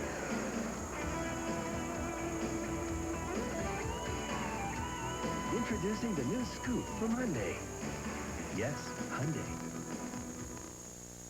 Did you know a lot of businesses didn't get the big savings other long-distance companies promised? So they're switching back to AT&T Pro Watts, our discount calling plan.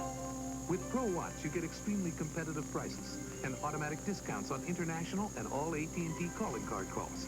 What's more, Pro Watts uses your regular phone lines. With all this and AT&T quality, what are you waiting for? Competitive price. Another AT&T advantage. When you own your own business, you sweat every detail. Avis is the only major rent-a-car company owned by its employees, and they're trying harder with a 49-step quality control program to give you a well-maintained car. Avis, we're trying harder than ever. When you own the business and your customer needs something fast, you do it. Avis is the only major rent-a-car company owned by its employees, and they're trying harder with a computerized return system to get you on your way faster. Avis, we're trying harder than ever. The NFL on TNT is being brought to you by Hyundai. Test drive the new Sporty Scoop from Hyundai. Yes, Hyundai. And by Allstate. For home, auto, life, and business insurance, you're in good hands with Allstate. Robert Lyles, the injured Falcon, gets off the field under his own power. 24-7 is our score. Atlanta leads midway through the third quarter. Esiason barks signal on first down. Eddie Brown in motion. Great play action fake. Brooks can't handle it. He would have been out of bounds anyway. Jeez, yeah. Again, the play action, and they have 5 different play action formations, 5 different ways they get to it. And really the key is the offensive line. You see Munoz down the line. He had James Brooks really open, just overthrown. That should have been a completion for the first down. So second down is the result from the 17-yard line. But it's been the point, counterpoint. Scott Case is making a lot of tackles, and now they're working the play action game. Play action again. He's in trouble. He unloads, threw it away. Saved a sack, third down. Well, down by 17, I think they really need to get the ball into the end zone, not just settle for the field goal. I mean, football's a game of momentum. Certainly the Falcons have it after the punt return by Sanders. So it's 3rd and 10 here. And usually games turn on 5 or 6 third down plays. This is one of them for the Bengals. Tim Green and Torrey Epps were those hounding Esiason. 3rd and 10 from the 17. McGee wide right.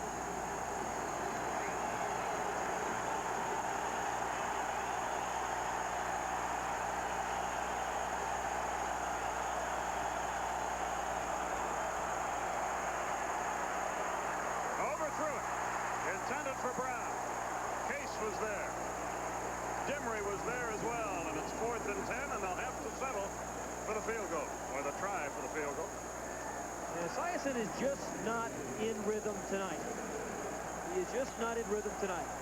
Saw him miss Brooks a little bit earlier. This was just another poorly thrown ball as Eddie Brown was breaking more outside and toward the end zone.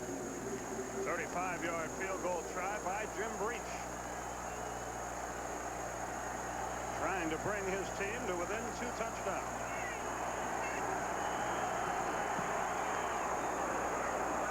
And he does just that. 24-10 is now the score. The Falcons have the lead. We'll be back after this from your local sponsors.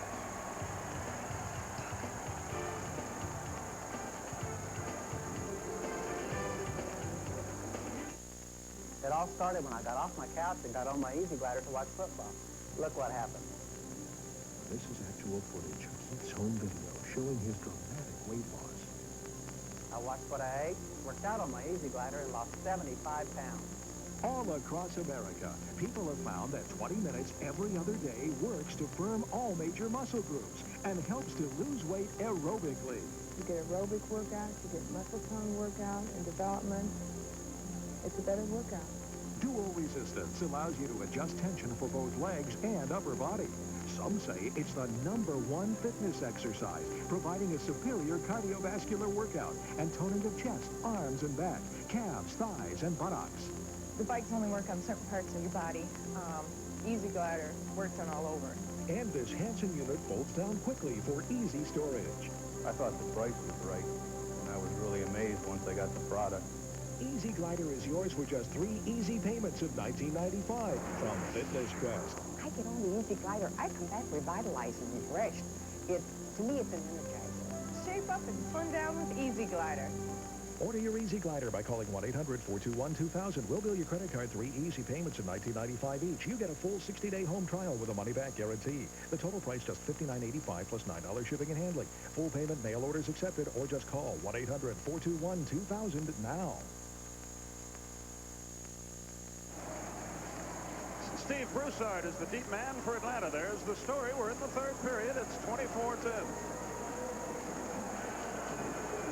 The Falcons have the lead, and they'll have the ball.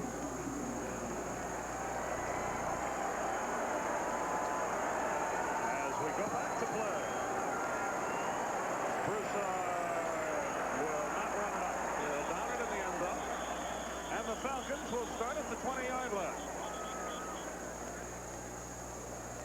Now let's take a look at tonight's Hyundai leaderboard.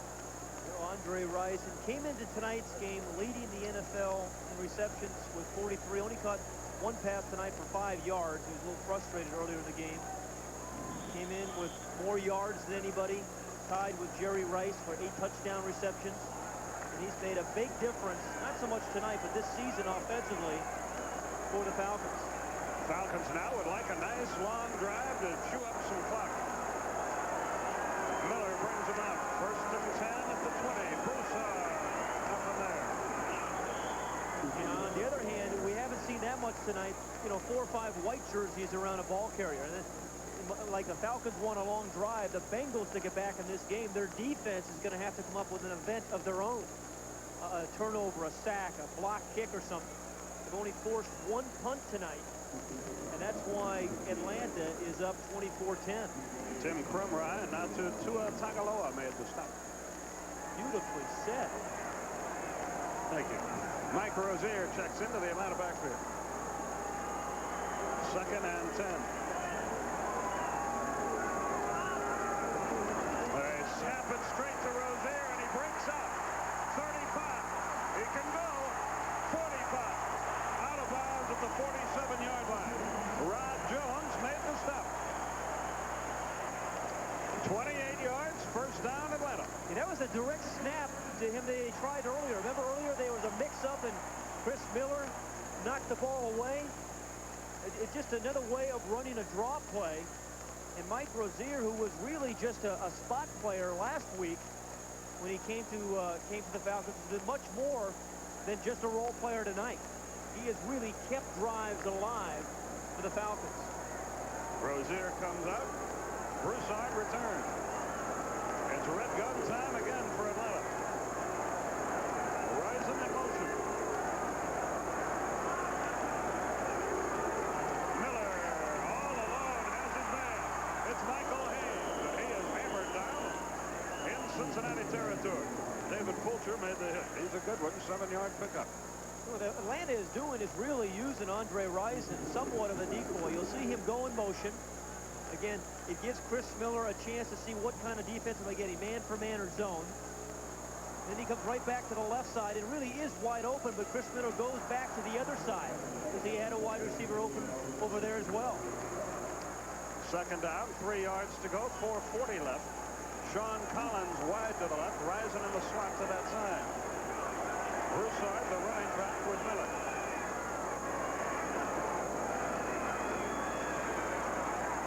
Collins all alone, 30-yard line. Fulcher made the stop again. Lewis Phillips in there as well. 15-yard pickup, and Atlanta continues to move virtually at will against Cincinnati. Well, you see these offensive linemen all on their back of the heels. Everybody knows it's going to be a pass or a draw. But what they have done is given Chris Miller some pretty good protection all night long. And linemen love Chris Miller because he gets rid of the ball so quickly. He prevents sacks. He prevents interceptions because he makes up his mind quickly where he's going to throw the ball, and then it gets out of his hand quickly. He's 11 of 14, 104 yards. Miller under center this time. Rison in motion. Broussard knocked out of bounds at the 25. Ricky Dixon made the stop, but a sizable gain for Broussard. He's a rookie out of Washington State. They really liked him. When you tackle Broussard, too, you really tackle him as much on instinct as anything else because he is small at 5'7", and a lot of times you don't see him until he's right on top of you. And then he's a strong runner, and you just can't arm tackle him. He'll run right through people. And that's why I think he's off to an effective start in his rookie season. Broussard out, Rozier in for Atlanta. 3:15 left, and 2nd and 5 at the 25. There goes Reisinger. Same play, Rozier breaks it. Down to the 11-yard line. David Fulcher made another stop. But Cincinnati simply cannot stop Atlanta. Well, yeah, you're right. This is the Denver Nugget defense again. Second time, the direct snap. Watch the umpire. The umpire number 27 really screen off. I think it's Fulcher. And Mike Rozier just uses him. He's trying to get out of the way, but can't. But this is a nicely designed drive by the Atlanta Falcons and Ray Sherman, their offensive coordinator. They've had some power running, some passing, and some drives. Rozier, 8 carries, 74 yards. First down, 11-yard line. He's going to throw for it. Miller sets up. Fires on the low. Touchdown. Floyd Dixon.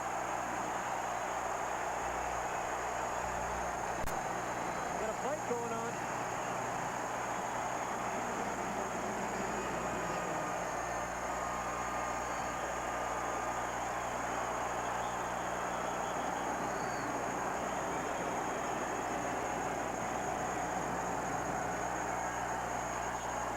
That is one impressive drive by the Atlanta Falcons. They did a little bit of everything. 80 yards and 7 plays. It's at 4:43. A lot more dancing going on. Price and Rozier were the main combatants. Greg Davis kicks it through, and Atlanta builds its lead to 31-10. With 2:15 remaining in the quarter. We'll be back right after this.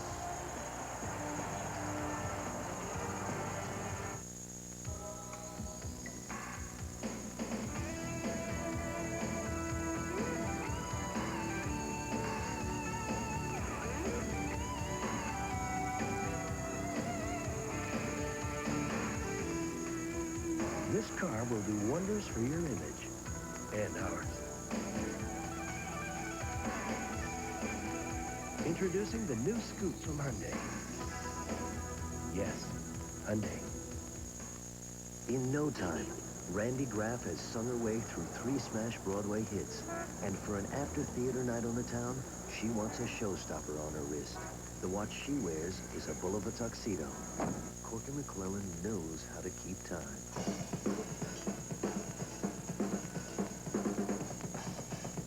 Caravelle by Bulova. Made for the man who never misses a beat. Bulova. It's America's time.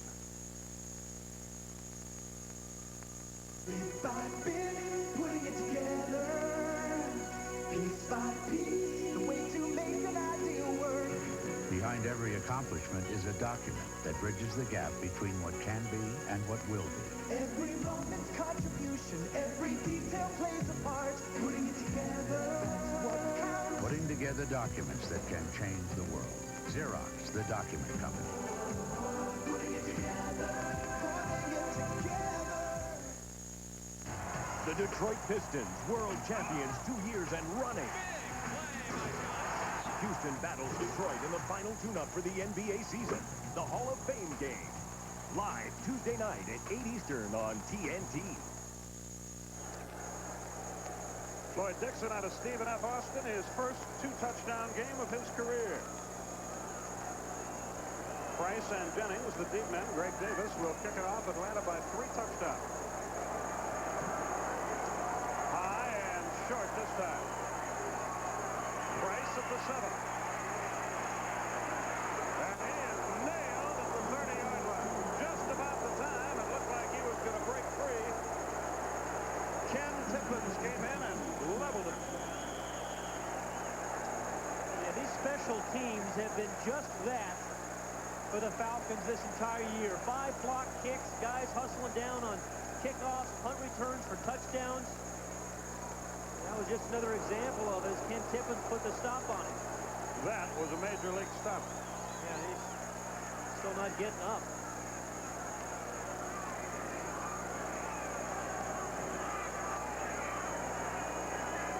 There's the Falcons scoring drive. Dixon's second touchdown reception of the night. And here's the touchdown providing play. And remember, I think Andre Rison's getting a lot of attention, and he rolls to the right. Dixon's open very early in the pattern, right over the middle. That time it was a zone defense rather than the man-for-man. Found that little free soft spot right over the umpire, number 27, Al Conway again, for the touchdown. Interesting stat. Atlanta has possessed the ball 21 minutes, 47 seconds. Cincinnati 21 minutes and a second. Yet there's a 3-touchdown difference. From the 30, Esiason has little choice but to throw it out. Swings it out to Ickey Wood. Nothing there. He loses 4 yards.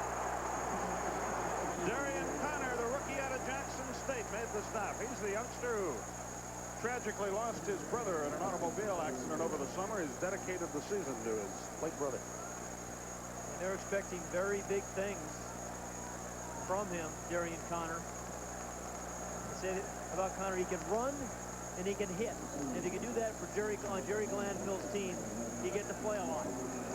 They mark the ball at the 29, so it's 2nd and 11. A minute 24 left in the 3rd period.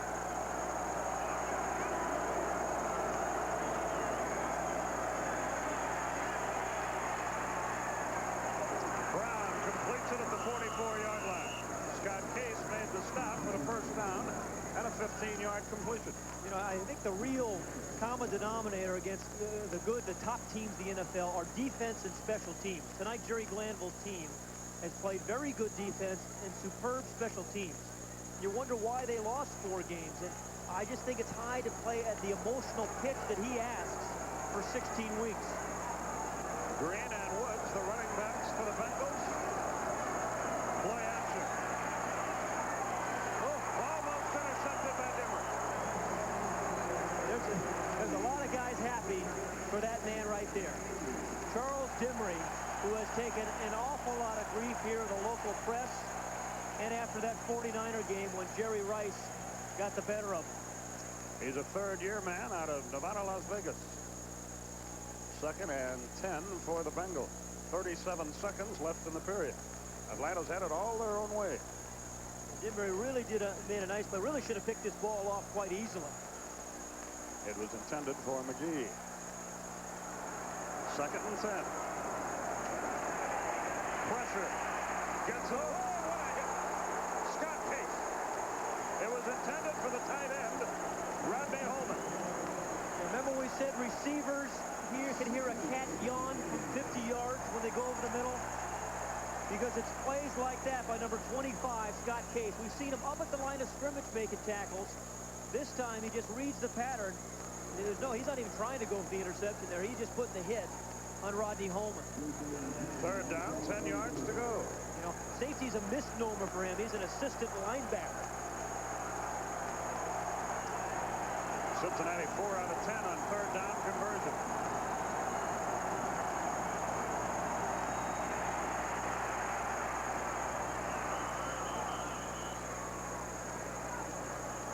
That's complete. Rodney Holman. Jesse Tuggle made the stop.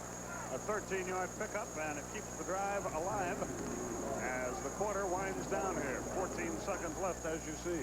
Well, Rodney Holman uses the middle of the field as well as any tight end in football today.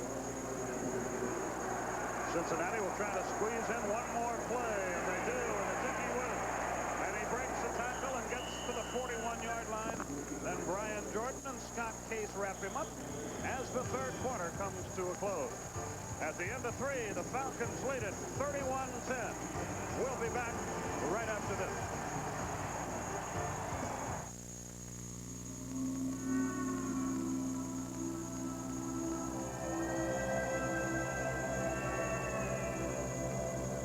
Introducing the new Scoop.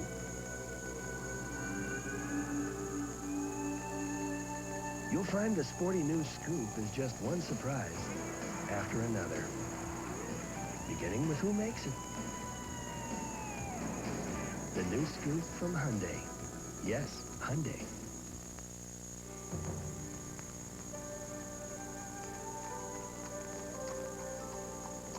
Travel along this road after a rain, and you'll not only see the green, you'll smell it.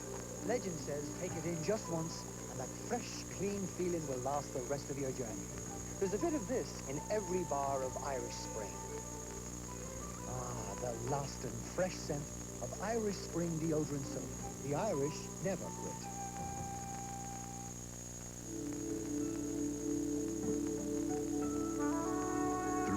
Salutes the Olympic athletes who found a better way,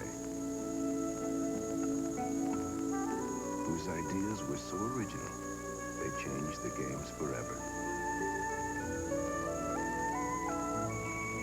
At 3M, we know when you bring the world a better way, there's no going back.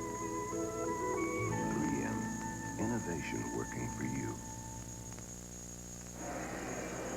Atlanta by 21. This is a billboard that's seen around town here. That's Mike Gann.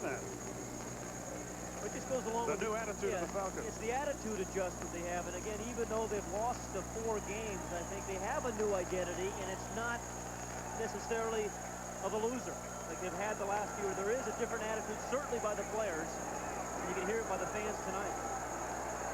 Mike Barber checks into the game, and he's wide right. Play action. He includes the rush and gets it away. And it's intercepted. It's Dimmery. He returns to the 10 to the 11-yard line. Charles Dimmery picked it up. Listen to this crowd. Marcus Cotton applied the pressure. And there's a guy you have to be happy for. Been picked on all year long. And been put in some very untenable positions because of the blitzing defense. The ball just underthrown. And then well played by Dimmery. So Atlanta has the ball back, and they've got it going their way. They lead by 21. Those guys are out there on an island. You know, you see them, but you can't help them. And that time, Charles Dimmery made the play. From the 11-yard line, the Falcons are clicking tonight. And the Bengals continue their roller coaster ride. Broussard gets perhaps a yard, no more than that. Really, as you watch these teams, Skip, I think both of them are hard to figure. You know, watch the Falcons tonight, you say, hey, how could they have lost 4 football games? Now, they lost 2 up to the 49ers. They're pretty good. They lost 1 to a Rams, another team that's up and down. And really the same with the Bengals, a team that has played brilliantly at times, and then miserably others. Rozier in, Broussard out. Rozier's had a big night. Michael Haynes splits wide right. Andre Rison in the slot to that side. This place is rocking and rolling.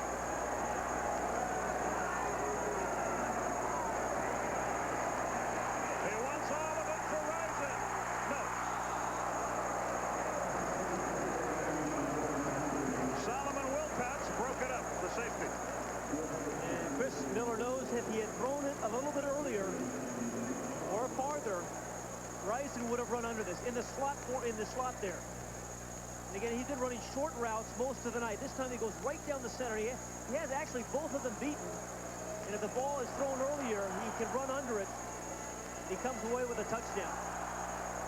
3rd down, 10 yards to go from the 12-yard line. 13:55 left. In the game, the Falcons by 21.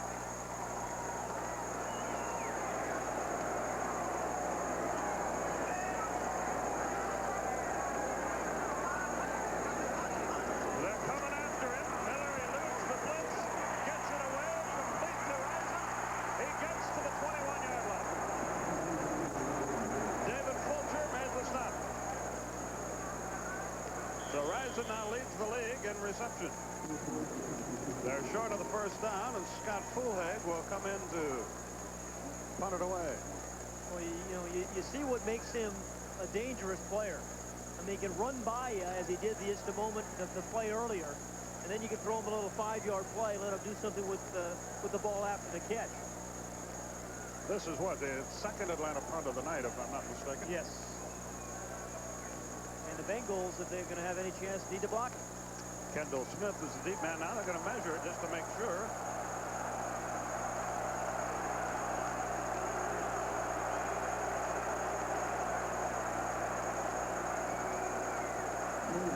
But they are short of the first down.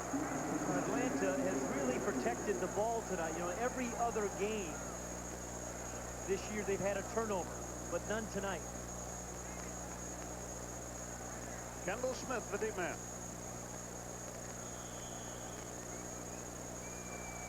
Clock ticks at 13:35. Smith, the second-year man out of Utah State.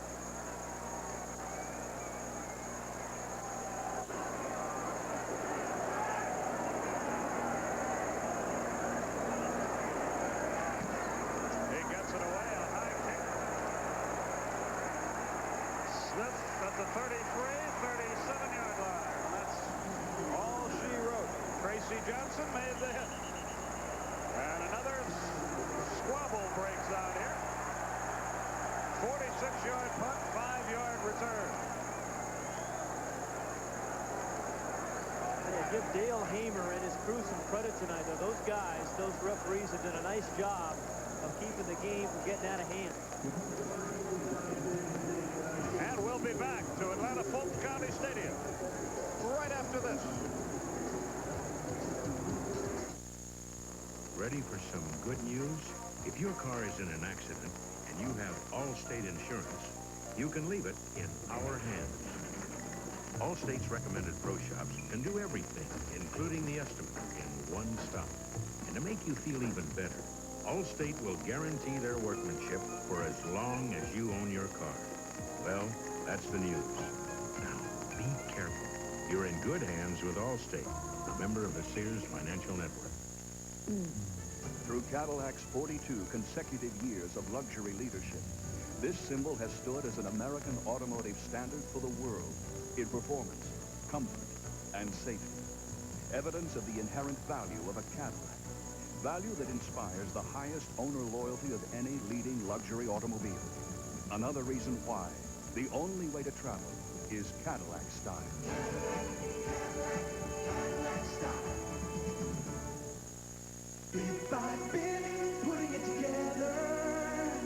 Piece by piece, the way to make an ideal work. Behind every accomplishment is a document that bridges the gap between what can be and what will be. Every moment's contribution, every detail plays a part. Putting it together, that's what counts. Putting together documents that can change the world. Xerox, the document company. Putting it together, putting it together. The NFL on TNT continues next Sunday, beginning with a stadium show at 7:30 Eastern Time, live from the Metrodome in Minneapolis. Then at 8 o'clock, TNT's final NFL telecast of the season, the Broncos and Vikings, only on TNT. Vikings are a team in a mess.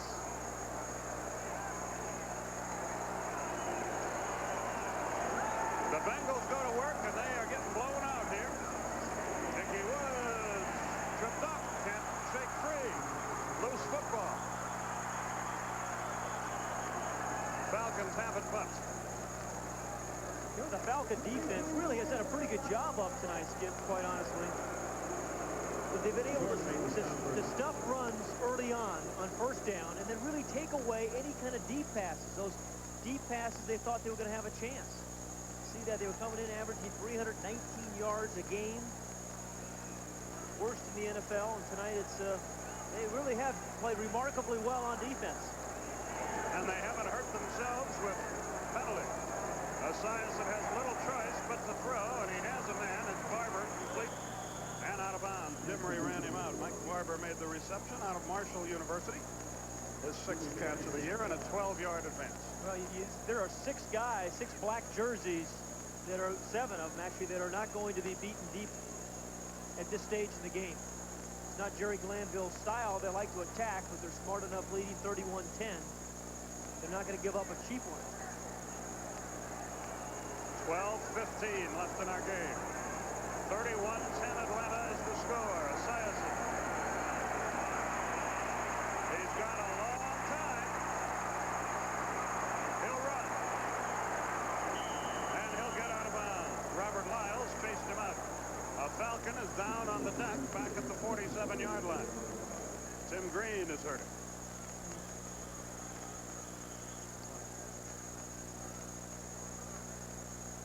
Well, when you have 7 or 8 guys dropping in coverage, clearly you don't have enough to rush the passer. But he's got absolutely nowhere to go. And the nice thing here by the Falcon defense, nobody comes up to try to cover Boomer and give him a cheap score. Give him the 8, 9, 10 yards, but don't let anybody behind you. Green makes it to his feet. And as he comes off, let's look at some of the other scores. The Lions a big win. The Vikings problems continue. The Eagles got a last-second score to beat the Cowboys. The Patriots problems continue to grow. The Jets upset the Oilers. The Giants win again. Bears a winner, and the Dolphins had a little trouble with the Colts.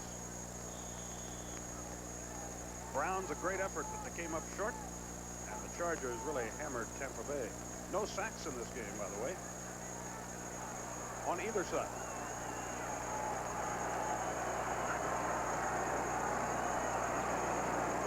Straight ahead, Ickey Woods miles his way down to about the 38, maybe the 37-yard line.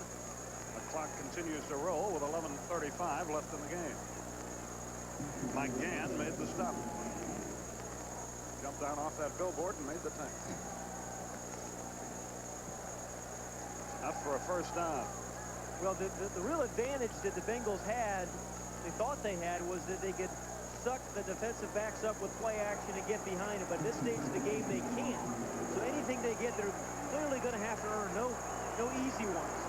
Esiason overthrew. It was intended for his tight end, Rodney Holman, but he overthrew it. By the way, next week, the Falcons journey to Pittsburgh to take on the Steelers.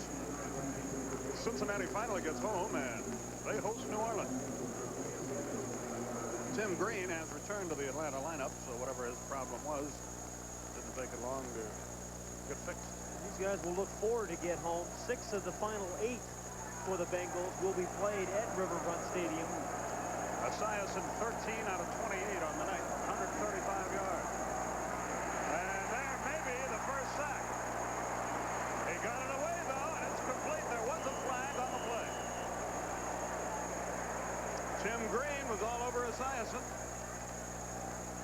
Pass complete to Woods. Holding Cincinnati. 10-yard penalty. Bruce Kozerski on a Holy Cross, the hole.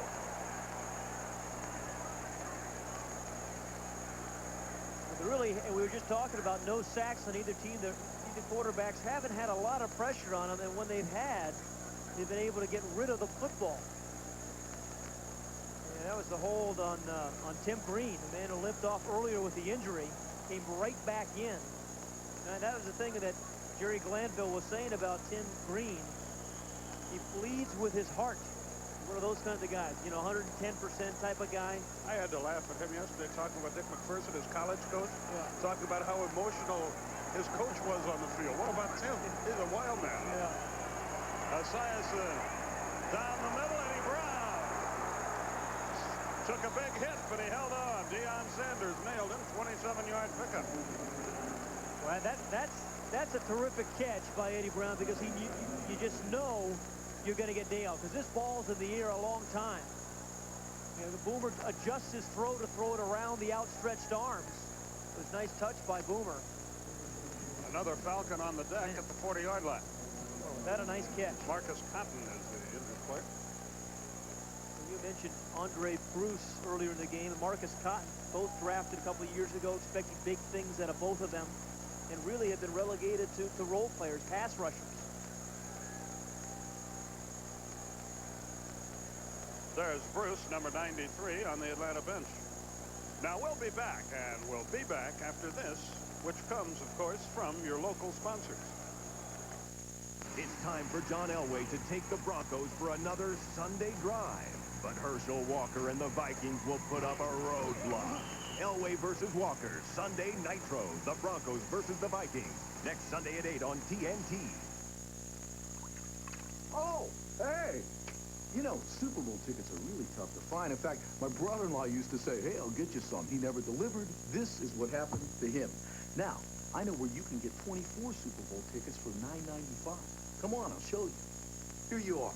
24 tickets to the biggest game in the NFL. The commemorative 25th anniversary Super Bowl Super Tickets poster. This is a collector's item. From the first game in 1967 to the 1991 ticket theme art, plus teams and scores from all the games. This one's mine, but you can get your own by calling the number that's on your screen. Talk about a great deal. You get a 24 by 36-inch 5-color poster, perfect for framing. It makes a great gift, and it's the collector's item of the 90s. All for $9.95 plus $2.50 shipping and handling. I'm going to get another one. To order your official Super Tickets poster, call 1-800-421-2000 now. Check, money order, Visa, or MasterCard accepted. Available only through this offer. I'm going to write you every week, Dad. Oh, like when you went away to camp. No, I really mean it. You're all right. Dad. You call. Here, that's our new personal 800 number. What? It means you can call home anytime you want, and you don't need any money. Dad, Yes? could I have some money anyway? Introducing MCI Personal 800, a very new, very affordable way to stay in touch. You got it. This telecast is presented by authority of the National Football League, and it is intended for the private use of our audience. Any rebroadcast or other use of this telecast without the express written consent of the Atlanta Falcons and the NFL is prohibited. First and 10 for the Bengals from the 20-yard line.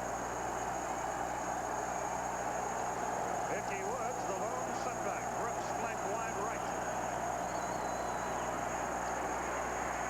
Dumps it off. Woods at the 15. Woods to the 10 to the 8-yard line. Well, the good news for the Bengals, it looks like Hickey Woods is back. Certainly has been back as a receiver tonight. I think he's caught like 5 passes, 5 of those little short dump passes. A gain of 12 and a first of goal is the result. Well, that's sometimes stats lie, and there's one right there. Turnovers have been a big part of this game. First and goal from the 8-yard line with 9.5 minutes. Sweet Woods. Nothing there. Hammer. Darian Connor, the youngster, and Jesse Tuggle, a couple of linebackers, put the hit on. Connor had the real good shot. Yeah, they said he keeps his feet on the ground and then he can deliver a blow. Number 56, 58 is Tuggle, who gets the first shot. Yeah, it was really Tuggle who pulled him, wrapped him up around the neck. Less than 9 minutes left in the game. Esiason with an audible.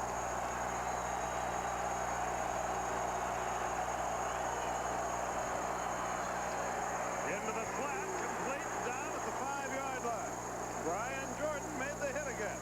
James Brooks received the pass, but got very little out of it. Yeah, what a night Brian Jordan has had. He's a guy in his second year, number 40, who came from nowhere to start this season. You know, nobody really had heard of him much 2 years ago, and came in and he has made a tremendous difference on this defense. Mike Barber splits wide to the right. It's 3rd and goal from the 4.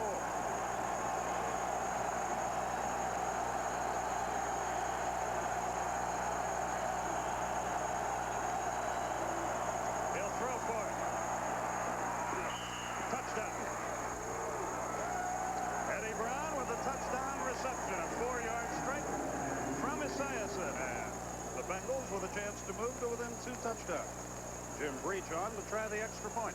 Now we see both teams use motion very effectively tonight, not just as decoys, but really to accomplish something. There, Eddie Brown lined up in the backfield, went in motion from right to left, and then just outran the defender who was trying to run from behind to catch him. But a lot of teams just use motion for decoys, but not these teams. Jim Breach will try to add the point, and he does. And it's a 2-touchdown game 31-17. 10 plays, 63 yards. 5:11 off the clock. We'll be back right after this. The type A personality vacation. The type B personality vacation. The best vacations are this vacation, the Royal Caribbean vacation. A new, more powerful V8, standard in these Cadillacs, generates a responsive 200 horsepower. Yet combined with a new electronically controlled transmission, it also provides the highest highway mileage of any V8-powered luxury car, making it just as responsible to own as it is responsive to drive. Another reason why the only way to travel is Cadillac style.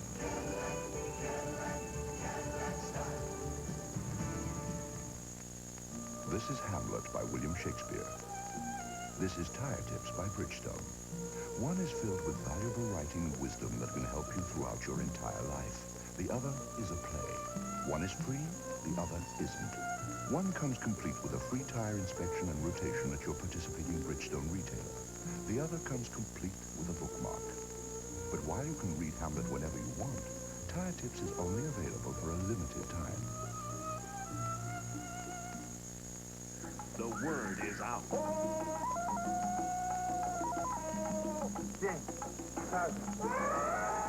Tarzan the Ape Man is one of our favorite movies. Thursday night at 8 on TNT. Tuesday, Friday on TNT.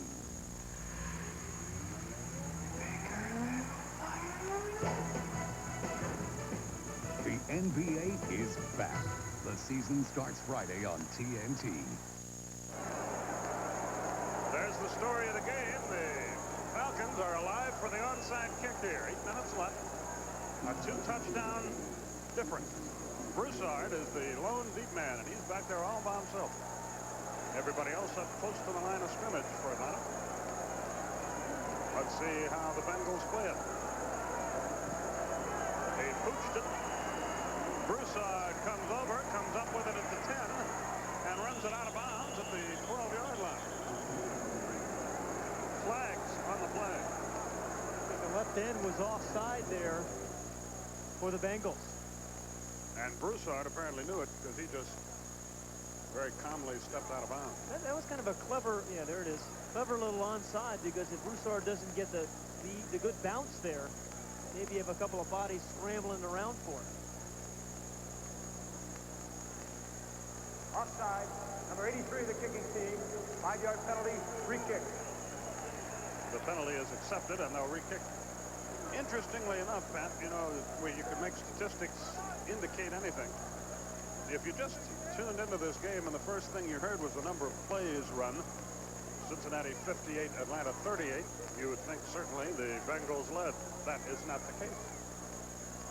Well, but it's really been, you know, the total plays, it's really been 2 plays, I think, that have turned the tenor of this game around. One was right before halftime as the Bengals were trying to run it out, and James Brooks fumbled. Atlanta, Scott Case recovered it, and they went into score right before halftime. That was one of the 2 big plays. And the other was the punt return by Deion Sanders. And that has really been the difference, as this game is now on a 14-point game. Broussard again is the deep man as you look at Sanders. Scott Case back at about the 37-yard line as well.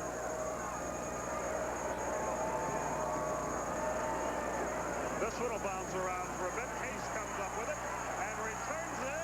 Lost the football, but a whistle sounds. I think he was out of bounds before he lost it. I tell you, I think the Falcons are lucky that they got a nice bounce. It's an oblong ball that really bounced right up to Scott Case. Tony Rampa, please, reporting it.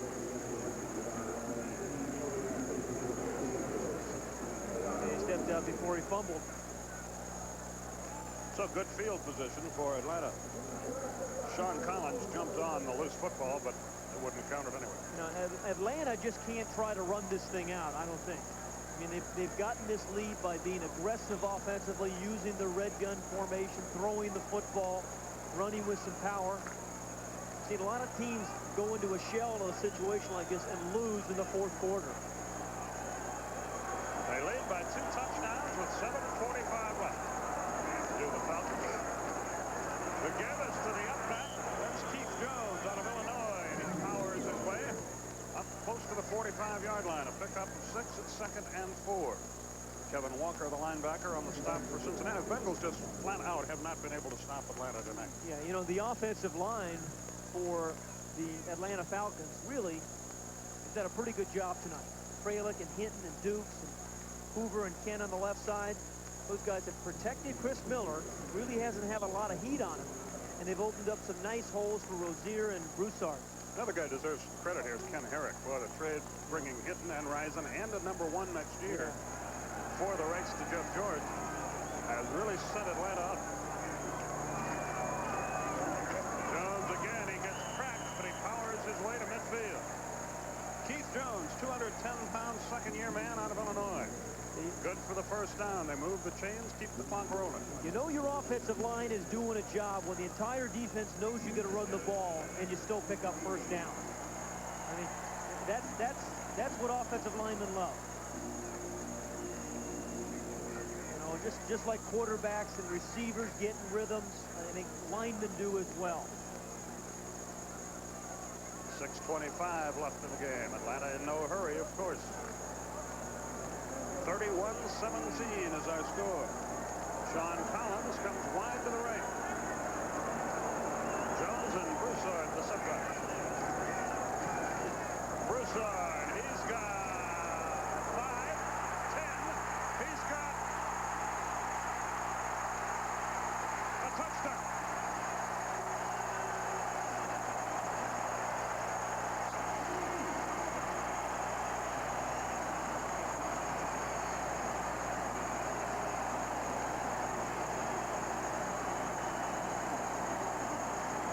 A man who runs with determination, but it was the offensive line surge that first gave him the chance.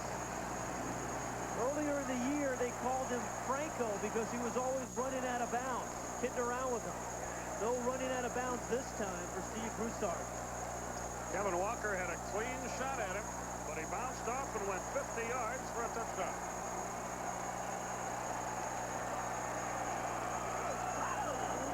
Previous longest run from scrimmage for Atlanta was 24 yards. That's good, and Atlanta continues to roll. And a capacity crowd is going gaga here as the Falcons run up a 38-17 lead with exactly 6 minutes left in this game. Let's look at the touchdown run from Broussard one more time. Okay, first look at the surge by the offensive line. The right side hit and Fralick just blow their people off. Zander can't keep on him. Then he runs through the tackle of Solomon Wilcox, I believe it was. And no Franco Harris here. Didn't run out of bounds. Ran right down the sidelines. Showed power early, the early part of the run. And then the speed later to outrun 2 defenders. Tell you what, this Bengal team, it's like a they can't wait to get home. Roller coaster ride. Well, you know, it's interesting. It's not just this season. The last 4 years, they've been Dr. Jekyll and Mr. Hyde. In '86, they were 10-4. Then they dropped to 4-11 in '87. Went back to 12-4 in '88 in the Super Bowl. And then 8-8 a year ago. So it's not just been this season. Well, it's only an hour and 10-minute flight home for the Bengals, but it's going to seem a lot longer after this game.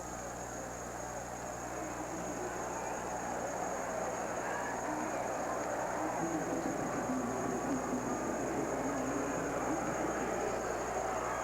we go.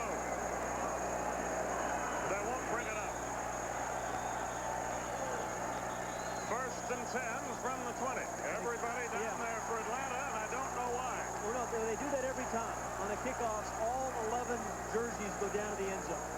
Every kickoff. Look at, there's another Heimlich maneuver by Dale. Stanford Jennings being restrained by our referee, Dale Hamer. Dale really has done a nice job under some difficult circumstances. Well, we talked about, for those of you who are NBA aficionados, this may not seem like such a big deal, but in football it is. This 5-game road trip, that's 2,250 miles to Seattle. They stayed there a week, then flew 1,000 miles down to Anaheim, then down to Houston, then up to Cleveland, now back down to Atlanta. It's like the Big Dipper there, isn't it? Esiason off to Ickey Woods, and he is down to the 28th. Bobby Butler in the game, the veteran out of Florida State, made the stop. The clock ticks with 5:35 left.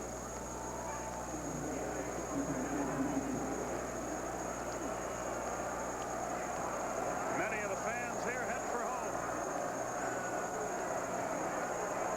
Flags fly. Again, Woods.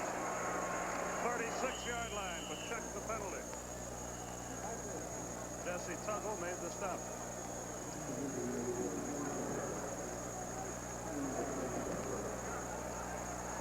Jerry Glanville, a happy man tonight. Offside, number 93 of the defense.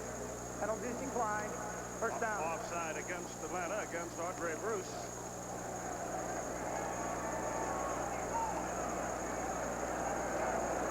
The penalty is declined. First down, Cincinnati with 5:15 left in the game.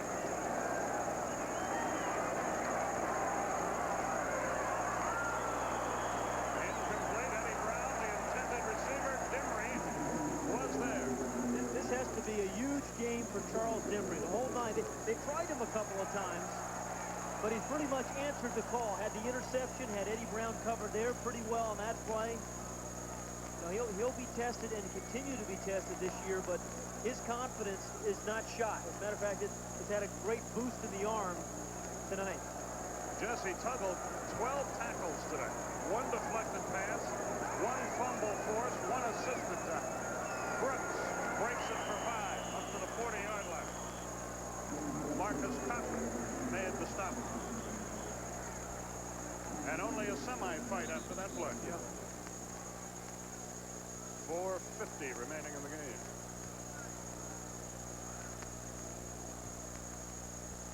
A big win for the Falcons. They'll go to 3-4. Cincinnati to 5-3. I was talking to Scott Case a couple of days ago, and he was saying, "Hey, yeah, we've lost 4 games, but if you look what's happening in the NFC, we still have to play a lot better the second half of the season. We still have a shot. We don't think we're out of it." Then you come out and you watch them play tonight, and you understand why it's so sanguine. Esiason is sacked. First of the night. Loose football as well. Roland Mitchell. Andre Bruce caused the turnover. Mitchell the recovery.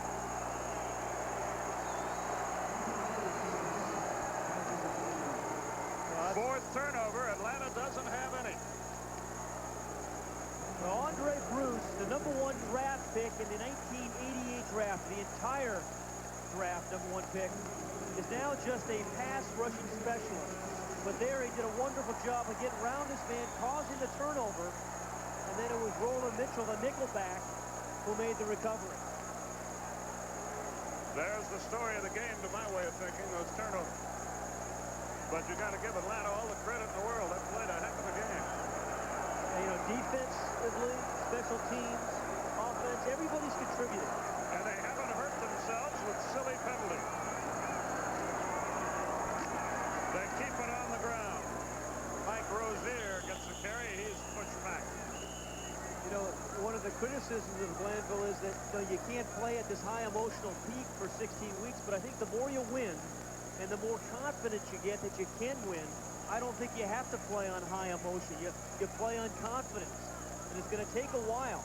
They'll go from spoilers this year to maybe factors next season. A dejected Boomer Esiason on the sideline.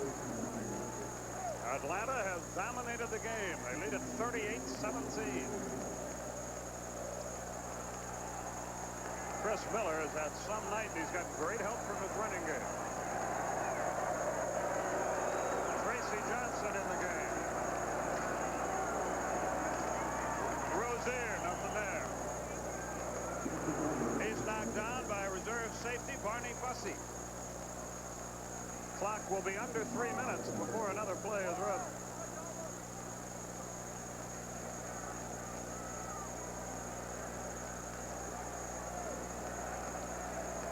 3 minutes left in our game. Don't forget, next week we'll be in the Metrodome. We'll wrap it up for TNT with the Broncos and the Vikings.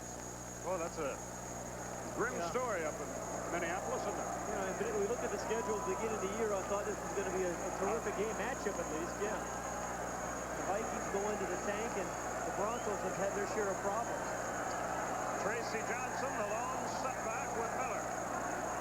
It's 3rd and 11. He'll throw for it. Millie can't handle it. James Millie.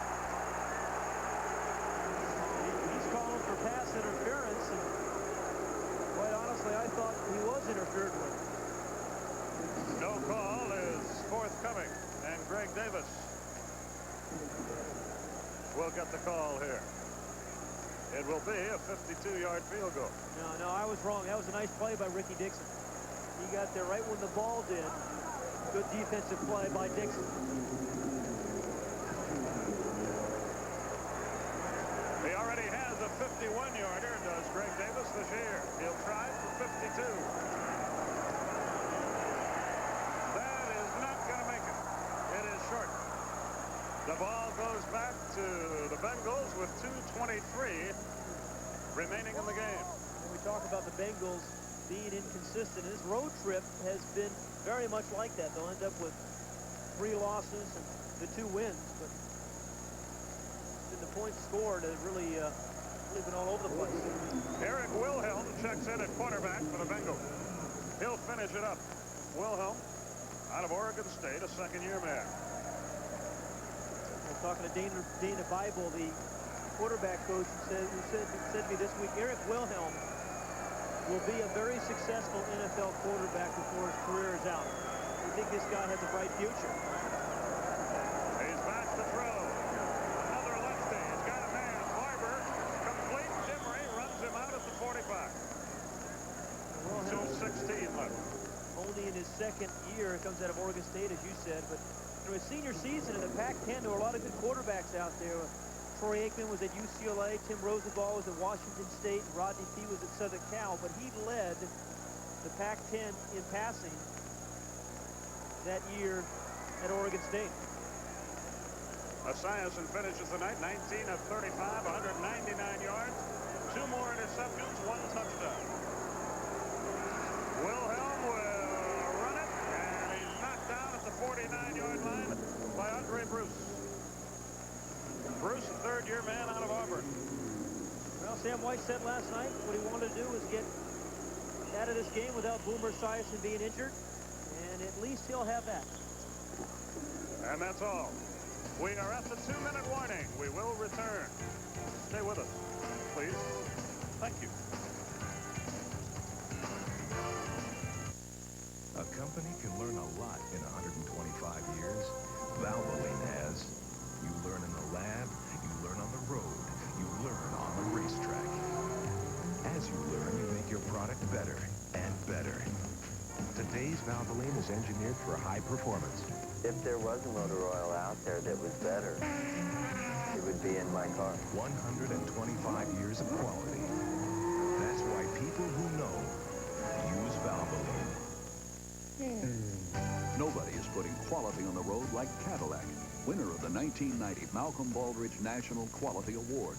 In fact, Cadillac is the first and only car company to earn this coveted award from the United States Department of Commerce for its world-class achievements in satisfying the customer. So in a very real way, Cadillac's success is also a victory for the American consumer. Another reason why the only way to travel is Cadillac style.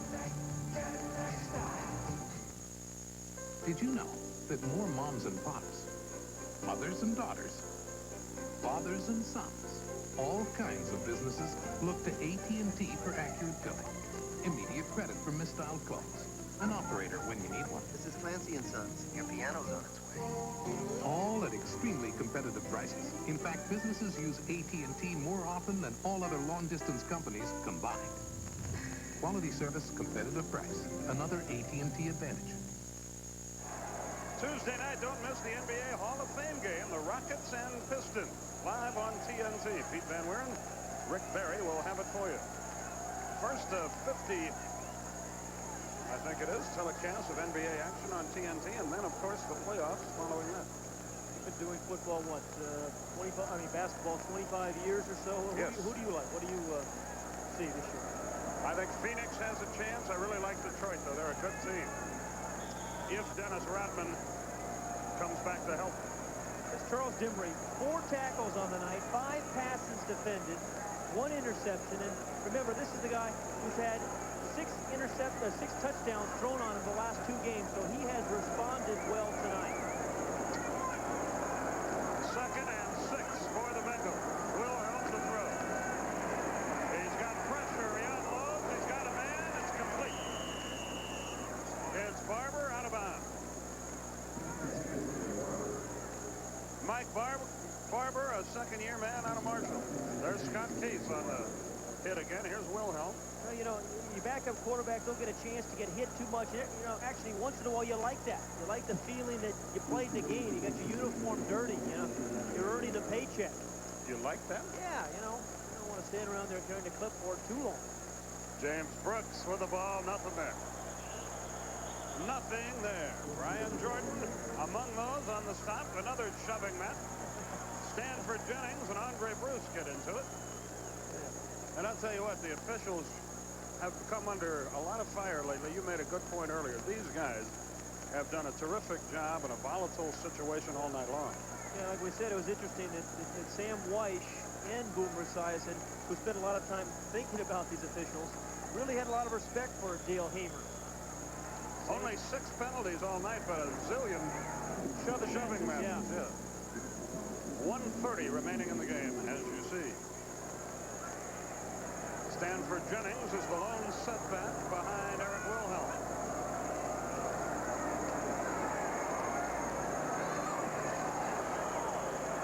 No flags. It was intended for Brooks. Bobby Butler broke it up. Butler, a 10-year man out of Florida State. Well, I'm looking forward to Halloween. I'll be going out as a foot ornament with my children. And rightfully so. On Wednesday night. Josh, my son's going to be a ghost. Is that right? Yeah. He is quite some nose tackle, I understand. So far, so good. He's got that nose tackle personality, too. Wilhelm has it batted down. Might have been Andre Bruce who's playing well here. This is just his niche. Yeah. The only suspense left in the game, what will happen afterwards when the game is over? Will Sam Weish and Jerry Glanville walk across the field and shake one another's hand? I'll bet you a nickel they don't. No, I don't want to think that, bet. 1:13 left.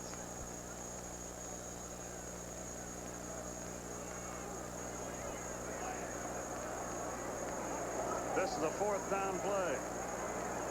And they got a long way to go.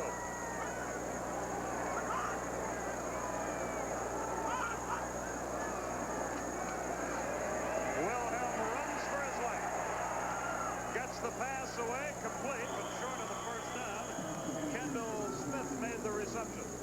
And this is one of those games where you don't even want to watch the films the next day. I mean, the Bengals may go home and they'll have their meeting tomorrow, but they may not even watch this film. They just might take the afternoon off and start getting ready for the next game. Scott Campbell comes in to quarterback the Atlanta team for the final minute and 3 seconds. Campbell, a 5th-year man out of Purdue, 13 out of 25 on the year. Big night for Chris Miller and for the entire Atlanta team. This is a very impressive win for them. Yeah, it really has. Yeah. Scott Campbell played at Purdue a year or 2, I think, ahead of Jim Everett there. Broussard comes wide right. Miller ends the night 13 out of 18, 124 yards and 2 touchdowns. Flags fly with 1 minute left. And again, no interceptions for Chris Miller. In his 4th year, I think, really developing into a special player. You know, really hasn't thrown any interceptions or many interceptions from his rookie season on. 5-yard penalty, repeat first down. Illegal procedure against Atlanta, so first down will be repeated. Smart player, knows where he's going to go with the ball very quickly. And that's why, again, his offensive linemen like him because he gets rid of the ball quickly and they don't look so bad, you know. He's a heck of a golfer and a big Braves fan, bless his heart. Wow, he had a long season there, didn't he? There's bearing out what you said about his tendency to not throw interceptions. Now the clock will tick for a while, and this game is all but over. Don't forget the Stadium Show postgame coming up next. Fred Hickman, Kevin Kiley, Kenny Stabler, and Ernie Johnson. Craig Sager. Well, he deserves a good laugh. You know, a lot of guys take this game very seriously, and he's serious about his preparation, but he's not afraid to have a good laugh. Say what you will about the man. Some people say he's a colorful presence. Some say he's a creation of his own hype, but Tell you what he's done. He's gotten the fannies in the seats here in Atlanta. Yeah. He's out drag racing yesterday. Yeah, and he's got his own newspaper column. He's got about 10 different radio shows, his own television show. He's a one-man incorporated conglomerate. Yeah. That's right. Well, this one is over. Well, he's not going to shake hands, except with some fans. 38-17 is the final score. Atlanta with a most impressive victory. We'll be back to wrap it up right after this. Bit by bit, putting it together. Piece by piece, the way to make an ideal work. Every moment's contribution, every detail plays a part. The Stadium Show post-game is being brought to you by Allstate. For home,